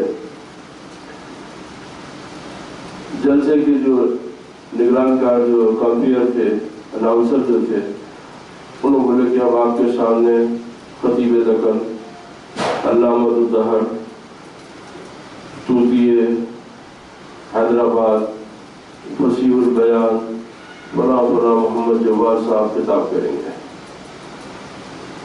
आप आए आगे बोले मैं गुनाहगार, खादिमुल उलमा और एक नाइंजार और बिल्कुल एक अदना खादिम कौम को मैं आपके सामने जो है ये मेरे बारे में जो गया गया ये हज़रत की मेहरबानी है, मतलब मैं तो बहुत ही छोटा आदमी हूँ, बोल दिया। एक साहब वहाँ बैठे हुए थे, उन्होंने आपकी ये बात सुन ली है। सुन लेने के बाद में तीसरे दिन आपका तकरीर एक दूसरी जगह थी, तो वहाँ पर उन्होंने अनाउंसर थे, तो उन्होंने आपको बोल दिए कि अब आपके सामने खादिम कौम, नाइंजार, गुनाहगार, आशी मोहम्मद अब्दुल जवाद खिताब करेंगे। आप माइक फेंक देते सब करके तो भी चुपी सोचते भांति गाली गलौज करके निकल जाते। क्यों? ये क्या किया? अरे हजरत परसों आप अपने बारे में फरमाए थे, परसों के जलसे में आप अपने बारे में ये तमाम बातें खुद आप फरमाए थे ना। मैं अपने तरफ से एक लफ्ज नहीं लगाया, सब आपकी बातें, मेरे पास रिकॉर्ड है। आप बोले मैं गुनाहगार हूँ, मैं आपको गुनाहगार बोला। आप बोले मैं बदकार हूँ, मैं आपको बदकार बोला। आप बोले मैं नाहिंजार हूँ, मैं आपको नाहिंजार। आप बोले मैं बेइल हूँ, मैं आपको बेइल बोला। मैं अपनी तरफ से क्या लगाया? तो बोले मैं तेरे को कल अदालत में देखूंगा, हत्या की इज्जत का दावा करके तेरे ऊपर जो है हटाने का मुकदमा दायर करूंगा। अरे क्यों? तो बोले मुझे इख्तियार है, मैं अपनी जात के बारे में कुछ भी बोल लूँ। तुमको इख्तियार नहीं दिया था, तुमको ये इख्तियार नहीं दिया था कि तुम मेरे को खिताब करना है तो मेरे से मोहब्बत और एहतराम से खिताब करना। मैं अपने बारे में कुछ भी बोलूँ तो नबी फरमा दिए मैं तुम्हारी मिस्ल बशर हूँ। नबी कब बोले मेरे को बोलो मैं अपने जैसा बशर बोल दे? वो अपने उनकी तसल्ली के लिए कि उनको ये शक था कि भाई हमारे कौम में, हमारी बनु कुरैश में, ये बनु हाशिम का, ये हमारे चचा का लड़का, ये हमारी फूफी का, ये रिश्तेदारियां हैं, ये हमारे हैं, ये नबी कैसा हो गया? तो उनकी तसल्ली के लिए सरकार फरमाए, क्योंकि फिर मैं कोई फरिश्ता नहीं हूँ, मैं कोई जिन नहीं हूँ, मैं कोई, ताकि उनको बता दिया गया कि देखो बशर तो मैं तुम्हारी तरह हूँ। मगर वो अब अहमदुल्लाह के पास जाएंगे तो उसी आयत में तर्जुमा है, उसी आयत में दलील भी ठहर गई, वो पूरी आयत वो नहीं है। इन्नमा अना बशरुम मिस्लुकुम, बात खत्म हो गई। बात खत्म वही हुई कि मैं तुम्हारे मिस्ल बशर, आप कह दीजिए मैं तुम्हारे मिस्ल बशर हूँ, मगर मैं अल्लाह से बात करता हूँ। तो जमीन और आसमान का फर्क तो उस आयत में जा गया ना। देखने में तुम्हारे जैसा हूँ मगर बात अल्लाह से करता हूँ, तो कितना बड़ा फर्क हो गया। तो इसी तरीके से जो है जब तक आप इन हक़ाइक़ को गौर से मुताला करते जाएंगे तो जब अज़मत मुस्तफ़ा अलैहिस्सलाम आपके दिलो जान का हिस्सा बन जाएंगे, जब आप रसूलुल्लाह सल्लल्लाहु अलैहि वसल्लम की मोहब्बत में इस तरीके से, तो आपको अल्लाह ताला आपके लिए रास्ते भी उसको रोशन करता, आपके लिए मफ़हूम भी पैदा कर देता, आपको समझने का सलीका भी अता कर देता। नहीं अगर हम जो है बगैर सोचे समझे सिर्फ तर्जुमे पढ़ दें, बहुत अच्छा है पढ़ो, मगर जहाँ कहीं एक लम्हे के लिए भी शक हो तो वहाँ पर अहले इल्म से उसका वहाँ पर सफाई करवा लो, ताकि खुदा का खास्ता आगे की मंजिल आपकी जो है दुश्वार ना हो जाए।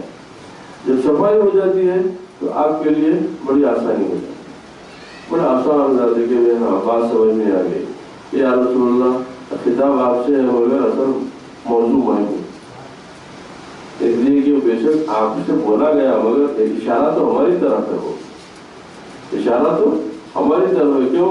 कि वो कुरान से नसीहत हमारे लिए है, कुरान से नसीहत करना देने का हुक्म हमारे लिए है। आपको कुरान की जरूरत नहीं थी, बहुत बड़े दावे से बता रहा हूं ये बात, इसलिए कि आपको पहले नबूवत दी गई, बाद में कुरान दी गई। कुरान दे के आपको नबी नहीं बनाया गया, आपको नबी बना देने के बाद में कुरान दी गई, तो पता चला ये आपके लिए नहीं हमारे लिए।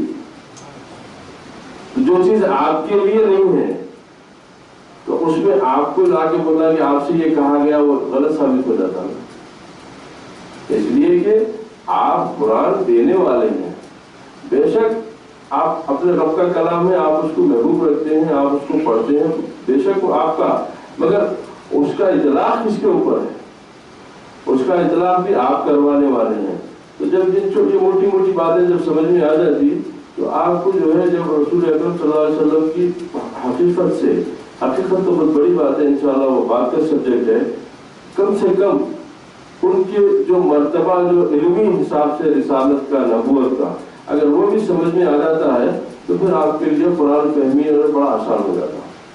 फिर उसके बाद में तमाम मसाइल आपके लिए जो है, क्योंकि बाद अक्सर लोग मेरे से सवाल करते कि नहीं कुरान में ऐसा बोल दिया गया, सरकार के बारे में ऐसा हुक्म आया कि हम आपके गुनाह माफ़ कर दिए, आपको ऐसा है, تو بچے پریشان ہے کہ بھائی اللہ اتنی کوتا ذہن لوگ ہیں یہ لوگ اچھے علماء کی اچھی تصانیف پڑھی نہیں، یہ لوگ اچھی تشریحات کو جو ہے دماغ میں لائی نہیں ہے کہ جب اگر آپ اور متقدم علماء میں تمام جو ہے ان مسائل پہ بڑی تفصیلی بحث کر چکے ہیں وہ لوگ، مگر کیونکہ مقصد برا ہے، مقصد صرف ان کا یہ ہے کہ دیکھیے اللہ سبحانہ و تعالیٰ کی عظمت اور کبریائی کا انکار، اس سے ایک لمحے کے لیے اس پہ بحث بھی کرنا کفر جلی، وہ ناقابل۔ کوئی مسلمان ایمان والا اللہ سبحانہ و تعالیٰ کی قدرت، اس کی کبریائی، اس کی الہیت، اس کی رحیمی، اس کی رحمانیت پہ کوئی بحث نہیں کرتا، اور ایمان ہے ہر چیز پہ کہ ہر چیز اللہ کی طرف سے ہے۔ مگر یہ ایک عجیب مسئلہ ہے کہ اللہ کی بڑائی بیان کرنے کے لیے محمد رسول اللہ کو کبھی کم بتایا جائے، یہ ایک نقطہ ہے۔ اب جب آپ سرکار کی بڑائی بیان کرتے تو ان کو لگتا ہے کہ اللہ کو گھٹایا جا رہا ہے۔ ارے بھائی سرکار کی جتنی بلندی بیان کریں گے تو وہ دراصل بلندی اللہ سبحانہ و تعالیٰ کی ہوئی، اس لیے کہ وہ اللہ کے محبوب ہے، اللہ کے رسول ہے۔ تو جس طریقے سے ظاہر میں اگر آپ کے بچوں کی کوئی تعریف کر رہا تو آپ کو بھی بڑی خوشی ہوئی، کیوں؟ آپ کے گھر کی تعریف کر رہا آپ کو خوشی ہو رہی، آپ کے متعلقین کی تعریف کر رہا تو آپ کو خوشی ہوتی، کیوں؟ کیونکہ جس چیز سے آپ کو نسبت ہو رہی اس کی تعریف سے آپ کو خوشی ہو رہی۔ تو اللہ تعالیٰ کی خوشی کا واحد ذریعہ ہے کہ محمد عربی کو خوش کیا جائے۔ تمام تعلیمات قرآن، تمام دار و مدار صرف اسی بات پر ٹھہرا، اس لیے کہ منافق اللہ کا نہیں ہوتا۔ اللہ سے منافق کیا کر سکتا ہوں؟ منافق اس کو بولتے ہیں کہ جو نبی کریم کے تعلق سے دل میں نفاق کرتا، تو جو نبی کا منافق انہیں جہنم کے اسفل درجے میں، کیوں؟ ہم ان سے محبت کا اعلان کرے اب تم ان کی تعظیم کرنا، تو جتنی تعظیم کریں گے وہ اللہ سبحانہ و تعالیٰ کی عبادت میں حصہ ہے، وہ اللہ سبحانہ و تعالیٰ کی خوشنودی کا حصہ ہے۔ اب اس کی واضح دلیل ان اللہ و ملائکتہ یصلون علی النبی سے ثابت ہو جاتی ہے۔ ہر عبادت اللہ کے لیے ہے، ہر عبادت اللہ کے لیے ہے۔ نماز للہ تعالی، روزہ للہ تعالی، صوم للہ تعالی، حج للہ تعالی۔ اچھا، ہر عبادت آپ کر رہے ہیں، اے اللہ میں تیرے لیے کر رہا ہوں، تیری رضا کے لیے کر رہا ہوں۔ ایک عبادت آپ کی ایسی ہوتی ہے جس میں آپ اور اللہ دونوں مل کے رسول کا کرتے ہیں، وہ درود ہوتا ہے۔ صرف وہ ایک ہی عبادت ہے جس میں اللہ سبحانہ و تعالیٰ آپ کے ساتھ ہوتا ہے۔ ان اللہ و ملائکتہ یصلون علی النبی، بے شک اللہ اور اس کے ملائکہ نبی کریم علیہ الصلوۃ والسلام پہ درود پڑھتے ہیں۔ تو جب ہم درود پڑھتے ہیں تو اب ان چیزوں سے تقدس محمد علیہ الصلوۃ والسلام کا اندازہ ہوتا ہے۔ تمام جب آیات آپ کے سامنے آگے آتے جائیں گے تو اس سے آپ کو اندازہ ہوگا کہ جب تک کہ محمد عربی صلی اللہ علیہ وسلم کی ذات کے بارے میں آپ کا دل، آپ کا خیال، آپ کے فکر میں مکمل پاکی نہیں آئیں گی، آپ کو ایمان کا کمال حصہ وہ نہیں مل سکتا۔ اتنا بھی شک آپ کو ایمان سے ہمیشہ دور رکھتا، اور ذات مقدس کے بارے میں کوئی شک کی کوئی گنجائش ہی نہیں۔ جہاں ایک لمحے کے لیے بھی شک آئے تو آپ کو چاہیے کہ توبہ کر لیں، اللہ سے جو ہے استغفار کریں، اس سے توبہ کریں، اس سے پناہ مانگے اللہ تعالیٰ، کیونکہ نبی کریم علیہ الصلوۃ والسلام کی ذات کے بارے میں شک ایمان سے آپ کو بہت دور لے کے چلے جاتا۔ یا بنی اسرائیل اذکروا نعمتی التي انعمت علیکم وانی فضلتکم علی العالمین۔ یاد کرو میری وہ نعمت جو میں نے تم پر نازل تم کو دی، عطا کرائی تم پر فرمائی، اور میں نے تم کو فضیلت دی اس زمانے کے سب لوگوں پر۔ واتقوا يوما لا تجزي نفس عن نفس شيئا ولا يقبل منها عدل ولا تنفعها شفاعة ولا هم ينصرون۔ اور ڈرو اس دن سے کہ نہ پکڑا جائے گا کوئی آدمی کسی کے عوض، اور نہ قبول کیا جائے گا اس سے مالی تاوان، اور نہ نفع دے گی اس سے کوئی سفارش، اور نہ ہی ان کی امداد کی جائے گی۔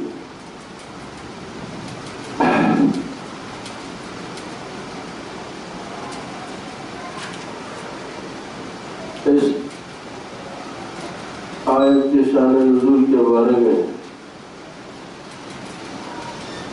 یہ فرمایا گیا ہے کہ اس میں صاف الفاظ کے ساتھ یہ عقیدہ سامنے آتا ہے کہ قیامت کے دن کسی کافر کو کسی دوسرے کافر کی سفارش کا کوئی نفع نہ ہوگا، کیونکہ اب یہاں پہ یہ لوگ آیتیں پڑھ کے بتا دیں کہ دیکھو بھائی کوئی کسی کا نہیں ہوگا، کسی کا عمل کسی کے ساتھ نہیں آئے گا، کیونکہ قرآن کی صاف صاف آیت کیا ہے کہ اس کوئی تمہارا مالی یعنی کوئی زکوٰۃ کوئی طریقے سے کچھ بھی دے دلا کے جو ہے کوئی صدقہ دے کے کسی قسم سے کوئی گناہ تمہارے معاف کروا نہ سکتے، واپس نہیں، نہ نفع دے گی اس سے کوئی سفارش۔ اب سوال یہ پیدا ہوتا کہ اگر یہ آیت کی جیسی ہم ویسی سمجھنے کی کوشش کریں گے تو ہمارا ایمان متضرر ہو جائے گا، حدیث شفاعت کا کیا کریں گے؟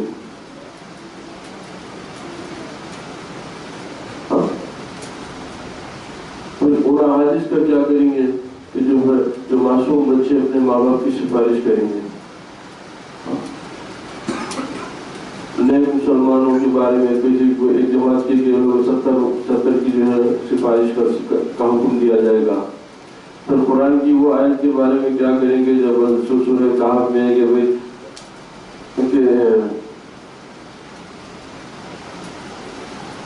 وہ جو حضرت موسیٰ علیہ السلام حضرت خضر علیہ السلام کا جو واقعہ میں ہے، تیسرا جو ہے وہ جو دیوار میں بغیر مزدوری کی دیوار بنا رہے تھے، بغیر مزدوری لیے حضرت خضر علیہ السلام دیوار بنا دیا، جب موسیٰ علیہ السلام بولے بیان کہ یہ لوگ ہم کو روٹی تک نہیں دیے، کم سے کم تم جو اس کی مزدوری لیتے کہ تاکہ ہم اس سے پیسے لے کے روٹی کو کھا لیتے، تو اس کے اوپر خضر علیہ السلام نے پوری تشریح کرے، پہلے واقعہ وہ سفینے کا واقعہ، دوسرا بچے کو قتل کرنے کا واقعہ، تیسرا یہ واقعہ۔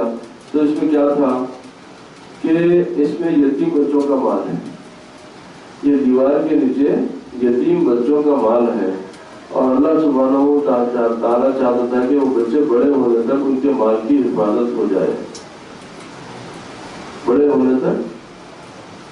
اب وہ یتیم بچوں کے مال کی حفاظت اللہ کس سے کروا رہا؟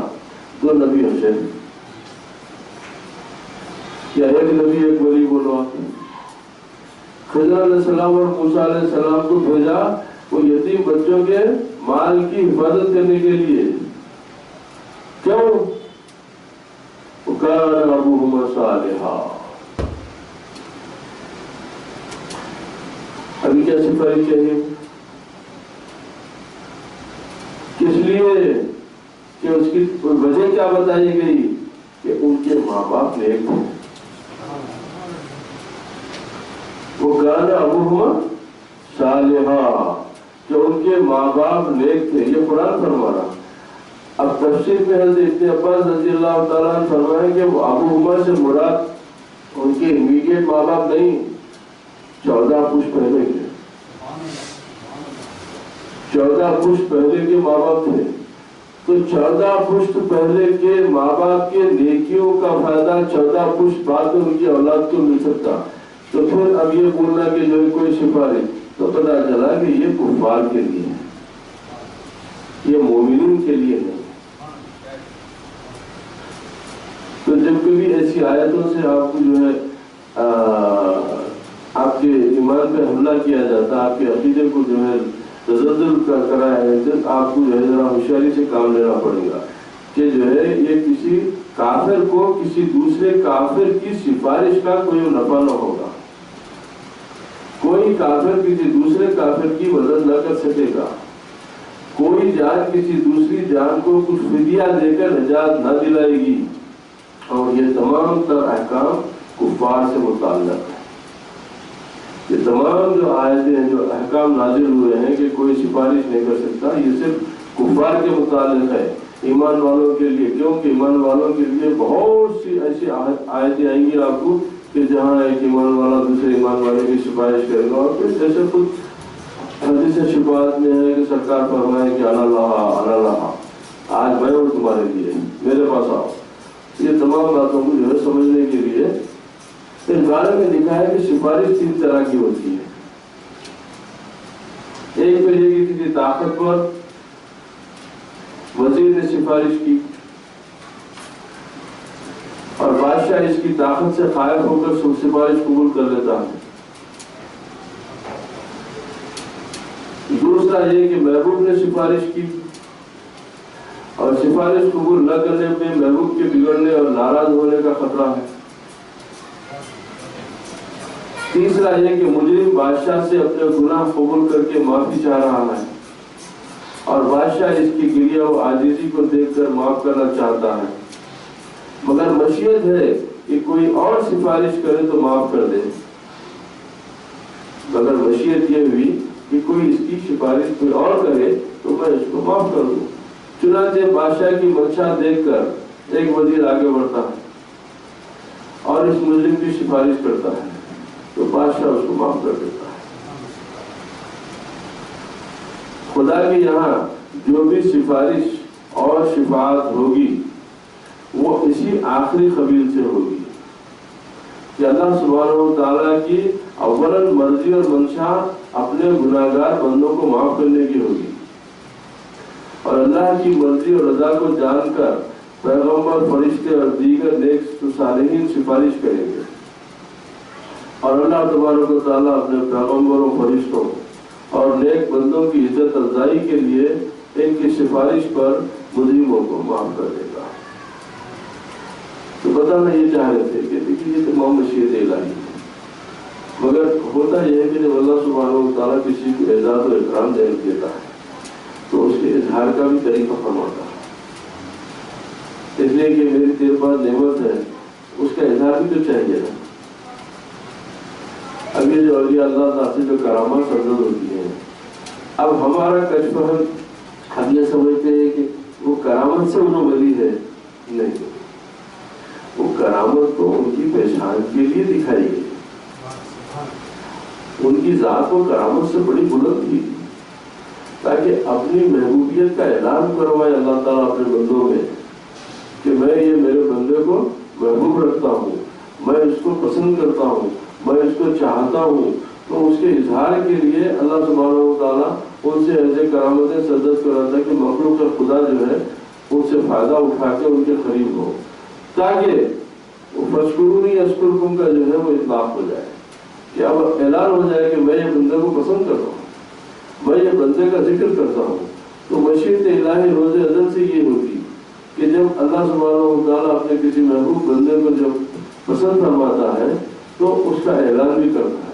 اب اس کے اعلان کرنے کا طریقہ یہ ہوتا ہے کہ مخلوق کو رسول کے حدیث شریف سے بھی واضح ہے کہ جب بندے کے جب کوئی گناہ کرتا ہے تو فرشتے اللہ کی بارگاہ میں پیش ہو کے بولتے کہ مولا تیرا یہ بندہ یہ گناہ کیا، اللہ سبحانہ و تعالیٰ فرماتا ہے کہ اس کو چھپا دو، پھر دوبارہ پیش کرتا تو پھر اللہ تعالیٰ فرماتا ہے کہ اس کو پردہ کرو، جب تیسری مرتبہ پیش کرتا تو ان کا کیا اعلان کرو۔ اس کی مثال ایسی ہے، آپ کی ہماری ذاتی زندگی میں دیکھے ہوں گے بہت سارے لوگوں سے ہم ملتے رہے مگر ان کا نام لیتے اور گالی دیتے، حالانکہ آپ ان کی صورت بھی نہیں دیں گے، شکل بھی، مگر وہ چونکہ وہ فضاؤں میں وہ بات اللہ کی طرف سے پھیل جاتی ہے، وہ فرشتوں کے ذریعے آسمانوں سے وہ بات کا اعلان ہوتا ہے کہ اللہ اس بندے کو ناپسند کرتا، تو لہٰذا مخلوق کی بغیر دیکھ اس کو ناپسند کرتی ہے۔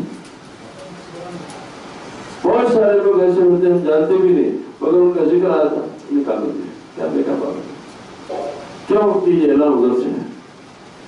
تو جس کو مخلوق پسند نہیں کرتی تو سمجھ لو کہ یہ اللہ کی طرف سے ناراضگی کا اعلان ہو چکا ہے، لہذا اس کے لیے کوئی بھلائی کا کوئی معاملہ ہونے والا۔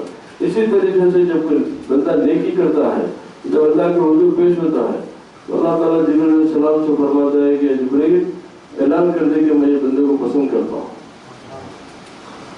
تو جبرائیل علیہ السلام آسمانوں میں اعلان کر دیتے بات کو، اور وہ جب فرشتے جب زمین پہ اترتے تو وہ چیز جو ہے انسانوں میں وہ بات عام ہو جاتی۔ تو اسی طریقے سے باتوں کے بارے میں آپ نہیں دیکھتے، ملتے نہیں، سنتے نہیں، مگر ذکر آتے وہ سارے بڑے اچھے ہوتے تو یہ آپ کا میرا تجربہ ہے نا، یہ آپ کا میرا روزمرہ کا تجربہ ہے۔ بعض لوگوں کو بغیر سبب کے ہم ناپسند کرتے اور بعض لوگوں کو بغیر کسی فائدے کے اچھا بولتے۔ تو یہ اللہ سبحانہ و تعالیٰ کی، تو جب اللہ سبحانہ و تعالیٰ اپنے کسی بندے کو محبوب رکھتا ہے تو اس کو جو ہے اس کے ذریعے کرامات کا ضرور ہوتا، اس کی زبان سے کچھ ایسے الفاظ نکل جاتے جو الہامی کلام ہوتا، تاکہ مخلوق خدا جو ہے اس کو خدا کی محبت کا وارثہ، خدا کی محبت کا بیمار سمجھ کے اس کے اطراف پھر جائے کہ یہ اللہ کی محبت کا مریض ہے، اس کو سوائے اللہ کی محبت کے اور کوئی چیز اس کو نہیں چاہیے۔ یہ مشیت الہی روز ازل سے ہے کہ اللہ سبحانہ و تعالیٰ، اب آپ بولتے کہ وہ لوگ کچھ نہیں کرتے، جب وہ لوگ کچھ نہیں کرتے تو پھر اللہ ان کو دیا کہیں کو؟ ظاہر میں اللہ تعالیٰ دولت دے کے بولا کہ تم سخاوت کا اظہار کرو، تو ہر چیز جب دیتا، شجاعت دے کے بولتا کہ بہادری کا مظاہرہ کرو، عقل دے کے بولتا کہ تم اپنی عقل کا، علم دے کے بولتا کہ علم کا مظاہرہ کرو، اور میری نعمت، میری دوستی دے کے بھی دوستی کا اظہار نہیں کر پائیں گا۔ ہر چیز دے کے بولتا کہ تم اس کا مظاہرہ، اس کا مظاہرہ کرو، اور جب مظاہرہ ہوتا تو پتہ چلتا کہ یہ چیز، یہ صفت ان میں ہے، ان کے پاس دولت ہے، وہ سخی ہے، ان کے پاس دولت ہے، وہ بخیل ہے، وہ سخی ہوئے، بخیل ہوئے، وہ شجاع ہوئے، وہ عادل ہوئے، وہ حیا والے ہوئے، وہ عدل والے ہوئے۔ تو جو چیز، جس صفت جس کو خاص دی جاتی اس سے اس کا تعارف ہوتا۔ تو اب جب دوستی کا جو ہے تو دوستی کا تعارف ہے، اسی لیے بار بار ذکر ہے کہ ہمارے اولیاء جو ہے ان کو کسی قسم کا کوئی خوف اور غصہ نہیں ہوتا، اس لیے جو تو ہمارے ساتھ ہے۔ تو اسی طریقے سے سفارش یہاں پر جو بولی گئی ہے وہ کفار کے بارے میں ہے، ہمارے لیے نہیں، کیونکہ ہمارے بارے میں یہ ہے کہ تمہارے ماں باپ، تمہاری اولاد، تمہارا عمل صالح، تمہارا ثواب جاریہ، تمہارا ایسا عمل جس سے ثواب جاریہ ہو، یہ تمام چیزیں تمہارے لیے، تمہاری توبہ کے لیے، تمہاری بارگاہ خداوندی میں تمہاری درجات کی بلندی کے لیے یہ بہت کام آنے والی ہے۔ اور پھر انبیاء علیہ السلام کی سفارش، نیک لوگوں کی تمام کی جو ہے حدیث وغیرہ سے اور کئی جگہ قرآن شریف سے بات کریں انشاءاللہ ثابت ہو جائے گی۔ تو ہم لوگ ایسی آیتوں سے نہیں گھبرانا چاہیے کہ جہاں، کیونکہ جہاں جیسے جتنے بھی اسی، کیونکہ اس کا موضوع سمجھنا چاہیے کہ شروع سے تخاطب کس سے چلے آ رہا، شروع سے خطاب جو ہے کفار و مشرکین سے چلے آ رہا۔ تو اب یہاں ذکر بھی اختتام پہ ان پہ پہنچ رہا کہ تمہارے لیے کوئی سفارشی نہیں ملے گا، تمہارے لیے کوئی سفارشی نہیں ملے گا، ہمارے لیے تو بہت سفارشی ہیں۔ اس لیے کہ آپ دیکھیے کہ جیسے قیامت قبر کے واقعات میں کہ انسان جب موت آ گئی، دفن کر دیے، مسلمان کا ہر بچہ یہ بات جانتا کہ دفن کرنے کے بعد میں منکر نکیر آئیں گے، قبر میں سوال ہوں گے۔ کون سا ایسا مسلمان کا بچہ ہے میں جاہل سے جاہل بھی ہو تو اس کو بھی یہ معلوم ہے کہ قبر میں 3 سوال ہوتے، کیا ہوتے سنیں نا بھی ہے؟ اب اس کی تشریح سن لو آپ۔ پہلا سوال ہے من ربک کا، تمہارا رب کون ہے؟ دوسرا سوال ہے ما دینک کا، کہ تمہارا دین کیا ہے؟ تیسرا سوال میں گڑبڑی ہو گئی، بعض روایتوں میں ہے کہ من نبیوں کا۔ یہ سوال عقل نقل کہیں بھی فٹ نہیں ہو رہا، اس لیے کہ اگر کوئی سمجھدار آدمی سے یہ سوال کیا جائے من نبیوں کا، انہوں نے بولا کہ بھائی آدم نبی ہے نا، جواب صحیح ہوگا؟ ابراہیم نبی ہے نا، موسیٰ نبی ہے نا، عیسیٰ نبی ہے نا، یہ جواب صحیح ہو گیا۔ اس لیے کہ ان کی نبوت پہ میرا ایمان ہے۔ بولنا کیا چاہ رہے تھے؟ تو پتہ چلا کہ نہیں، جو دوسری بخاری شریف کی روایت ہے وہ یہ کیا ہے، ما علمک بشأن ھذا الرجل، ان کے بارے میں تم کیا جانتے ہیں، ان کے بارے میں تم کیا جانتے ہیں؟ تو اب لفظ ھذا رجل سے اب ایک بات ثابت ہو گئی کہ نبی کریم علیہ السلام کا دیدار ہوگا قبر میں۔ اب اس میں علماء کی بحث ہے۔ اب بات یہ بول، کیونکہ انکار نہیں ہو سکتا دیدار سے، اس لیے کہ ھذا رجل ہے تو نبی کا وہاں پر اب کس طریقے کا دیدار ہے اس پہ اختلاف۔ بعض یہ بولے کہ شاید خود نبی کریم علیہ السلام جلوہ افروز ہوں گے، بعض یہ بولے کہ نہیں، یہ نبی کریم کی شان کے مظاہر ہیں کہ آپ جو ہے ہر ایک امتی کی خبر میں چلے جائیں، تو لہٰذا ہو سکتا ہے کہ جو ہے شبیہ دکھائی جائیں گی، آپ کی شبیہ دکھائی جائیں گی۔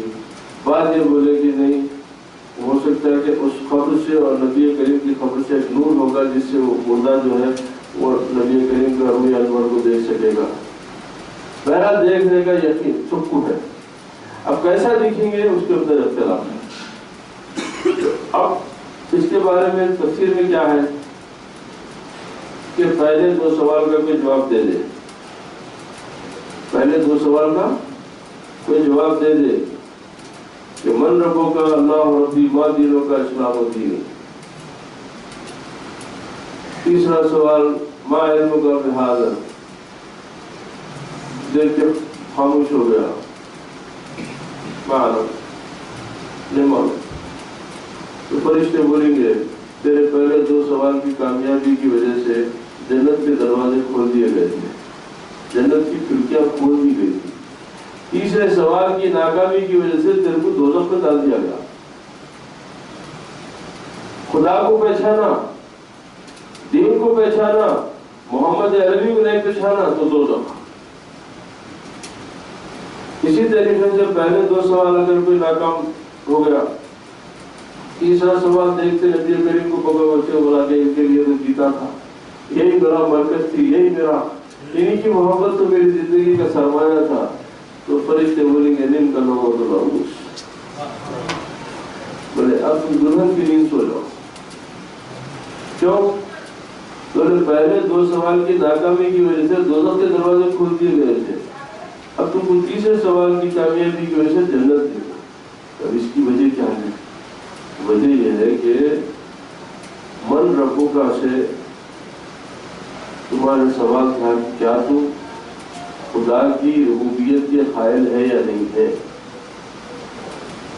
کیا تم خدا پہ ایمان لانے والے ہیں یا نہیں ہے، وہ سوال ہوا۔ من دینوں ماں دینوں کا حضرت پتہ چلا کہ تم دین اسلام کو پسند، اس دین اسلام سے واقف ہے یا نہیں ہے، کیونکہ حضرت ابراہیم علیہ السلام کا بھی دین اسلام تھا، تمام انبیاء کا دین اسلامی تھا، تو کیا دین اسلام سے واقف ہے یا نہیں ہے، وہ بھی ہو گیا۔ اب جب سرکار کو نہیں پہچانا تو تیرا دین اسلام سے فائدہ کیا ہوا، تیرا رب کو پہچانے سے فائدہ کیا ہوا؟ اصل کو نہیں پہچانا تو تیرے دین کا بھی پہچاننا بیکار ہو گیا، تیرے رب کا پہچاننا بھی بیکار ہو گیا۔ اسی طریقے سے تو محمد صلی اللہ علیہ وسلم کو پہچان لیا تو محمد کے دین کو بھی پہچانا، محمد کے رب کو بھی پہچانا۔ یہ راز ہے اس کے اندر کہ اصل شناخت آپ کی ہے۔ تو اب بتائیے کہ قبر میں ابھی حساب کتاب کا معاملہ نہیں شروع ہوا، ابھی تو برزخ کی دنیا شروع ہو رہی، وہاں پر صرف آپ کو پہچاننے کا صدقہ یہ ملا کہ آپ حشر تک قبر میں بڑے چین سے سو جاؤ، اب اللہ کا قبر سے محفوظ ہو جاؤ، صرف شناخت محمد عربی کو پہچان لیا۔ ارے پہچاننے میں یہ فائدہ ہے تو دوستی میں کیا فائدہ ہوا؟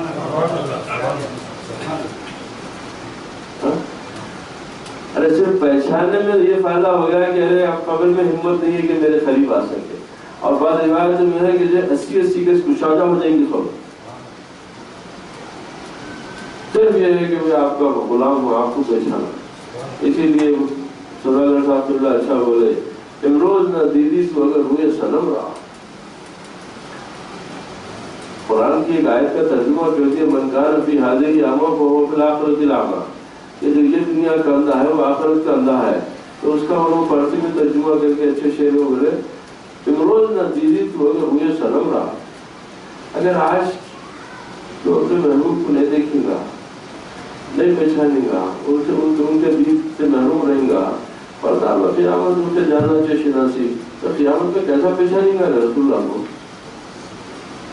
تو کوشش کر لے یا مرنے سے پہلے ایک آدھ بار ہائے، ایک آدھ بار تیری ملاقات ہو جائے، ایک آدھ بار انہوں اپنے کرم سے جو ہے تیرے کو تسلی دیے تو تیرے آگے کی منزل بڑی آسان ہو جائے. تو اصل مقصد جو ہے کیونکہ موضوع ایک تھا، یہ صرف آپ دوسری ایک بات نبی کریم علیہ السلام کی عظمت اور ان کی ذات پاک بیان کرنے کے عوض میں بتا دیا کہ قرآن پڑھو، حدیث کوئی چیز پڑھو، سب سے پہلے چیز مقدس رکھو عظمت مصطفیٰ. جب آپ نبی کریم کی عظمت کو سامنے رکھیں گے تو پھر وہ تلاوت قرآن کا بھی فائدہ ہے، آپ کو ہر چیز کا فائدہ ہے. اگر وہاں پر رتی برابر بھی آپ کے دل میں کسی قسم کا اتنا بھی شک باقی رہے گا تو آپ کو یہ تمام کتابوں سے کوئی فائدہ ہونے والا نہیں. یہ کتابوں کو پڑھنے کی وجہ یہ ہے کہ ہم یا نبی آپ کی اوصاف، آپ کی ذات کے بارے میں ہم جاننے کی کوشش کریں، ورنہ آپ کو جاننا آسان نہیں. کیوں؟ جیسے مولانا روم فرمائے دیکھیے ہر لمحہ ان کی شان بلندی پہ ہے. وَرَفَعْنَا لَكَ ذِكْرَكَ، ہر لمحہ ان کی شان بلندی پہ ہے. تو جس لمحہ آپ کو نظر آئے پلٹ کے دیکھو وہ شان سے آگے ہے. اس لیے کہ وہ ایک ایسا استمراری عمل ہے کہ وہ ہمیشہ ہمیشہ آپ کی شان بلندی پہ بلندی کی طرف ہی ہے. نزول کا کوئی اس پہ سوال ہی نہیں ہے. وہاں صرف بلندی اور بلندی ہے. اب کتنی بلندی ہے وہ صرف ان کا رب جانتا.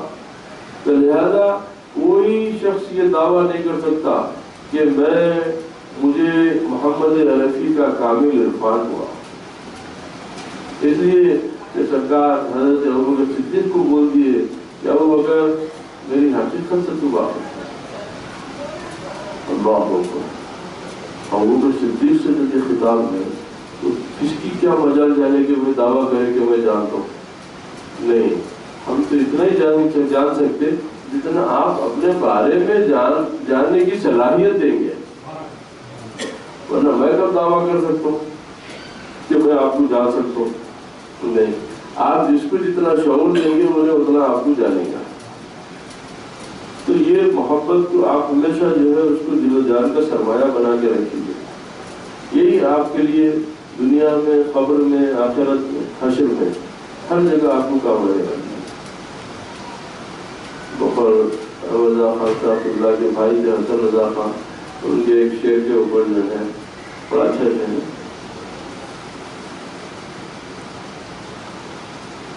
بس اتنا ہی سبب ہے انعقاد بزم محشر کا.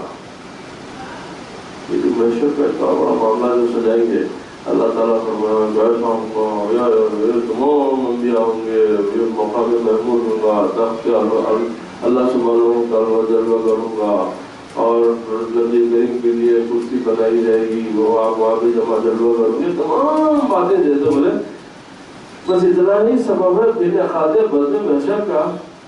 تمہاری شان محبوبی دکھائی جانے والی ہے. آپ کی شان بتانے کے لیے تو یہ تمام منڈل سجایا جائے گا. اب صوفیہ کا ایمان یہ ہے کہ دنیا میں یہ سجائی گئی آپ کے لیے. حدیث قدسیہ میں جو ہے کہ یعنی ہم زمین و آسمان نہیں بناتے اگر آپ کو نہیں بناتے. اگر ہم آپ کا ارادہ نہیں رکھتے تو ہم زمین و آسمان نہیں بناتے. سے صرف اور صرف یہ ہے کہ آپ کو بنانے کا جب ارادہ کرے تو پھر ہم کو پسند آئے کہ ہاں آپ کیا ہیں. تو یہ محبت ہمارا سرمایہ ہے. اسی کے ساتھ دین اللہ نصیب کرے, اسی کے ساتھ موت نصیب کرے. اللہ تعالیٰ اپنے کرم سے اپنے حدیث کے صدقے میں محمد مصطفیٰ صلی اللہ علیہ وسلم کو ہمارے روز و شب کا مشغلہ بنا دے. ان کی محبت میں ہر سانس ان کی محبت میں ان کے ذکر میں ہماری مصروف رہے. اسی کو ہماری زندگی کا, ہمارے قبر کا, ہماری آخرت کا سہارا بنا دے. رسول اللہ کی اہل بیت ہمیشہ ہماری مدد کے لیے اللہ ان کو ہمارے سروں پر, ان کے دامان رحمت کو, ان کے دامان کرم کو ہمارے سایوں پر کشادہ فرما دیا. اللہ ہم کو گناہوں سے آزاد, ہمارے گناہ سے محفوظ رکھے. اللہ تعالیٰ ہمارے کوتاہیوں کو معاف فرما دے, نظر انداز فرما دے. ہماری گستاخیوں کو, ہماری ناکامیوں کو, ہمارے گناہوں کو اللہ کو اپنے کرم سے اپنے آپ کو درگزر فرما. اور نبی کریم علیہ السلام کی محبت سے ہمارے سینوں کو, ہماری نظروں کو, ہمارے قلبوں کو منور کرے, ہمارے عقلوں کو پاک کرے اور صحیح تعلیم عطا کرے. اللہ تعالیٰ صحیح بات کو سمجھنے کی توفیق عطا کرے. اللہ تعالیٰ گمراہی سے محفوظ رکھے. وآخر دعوانا الحمد للہ رب العالمین. والصلاة والسلام علی اشرف الانبیاء والمرسلین وعلی آلہ واصحابہ واہل بیتہ الطیبین الطاہرین واولیاء اجمعین برحمتک یا ارحم الراحمین.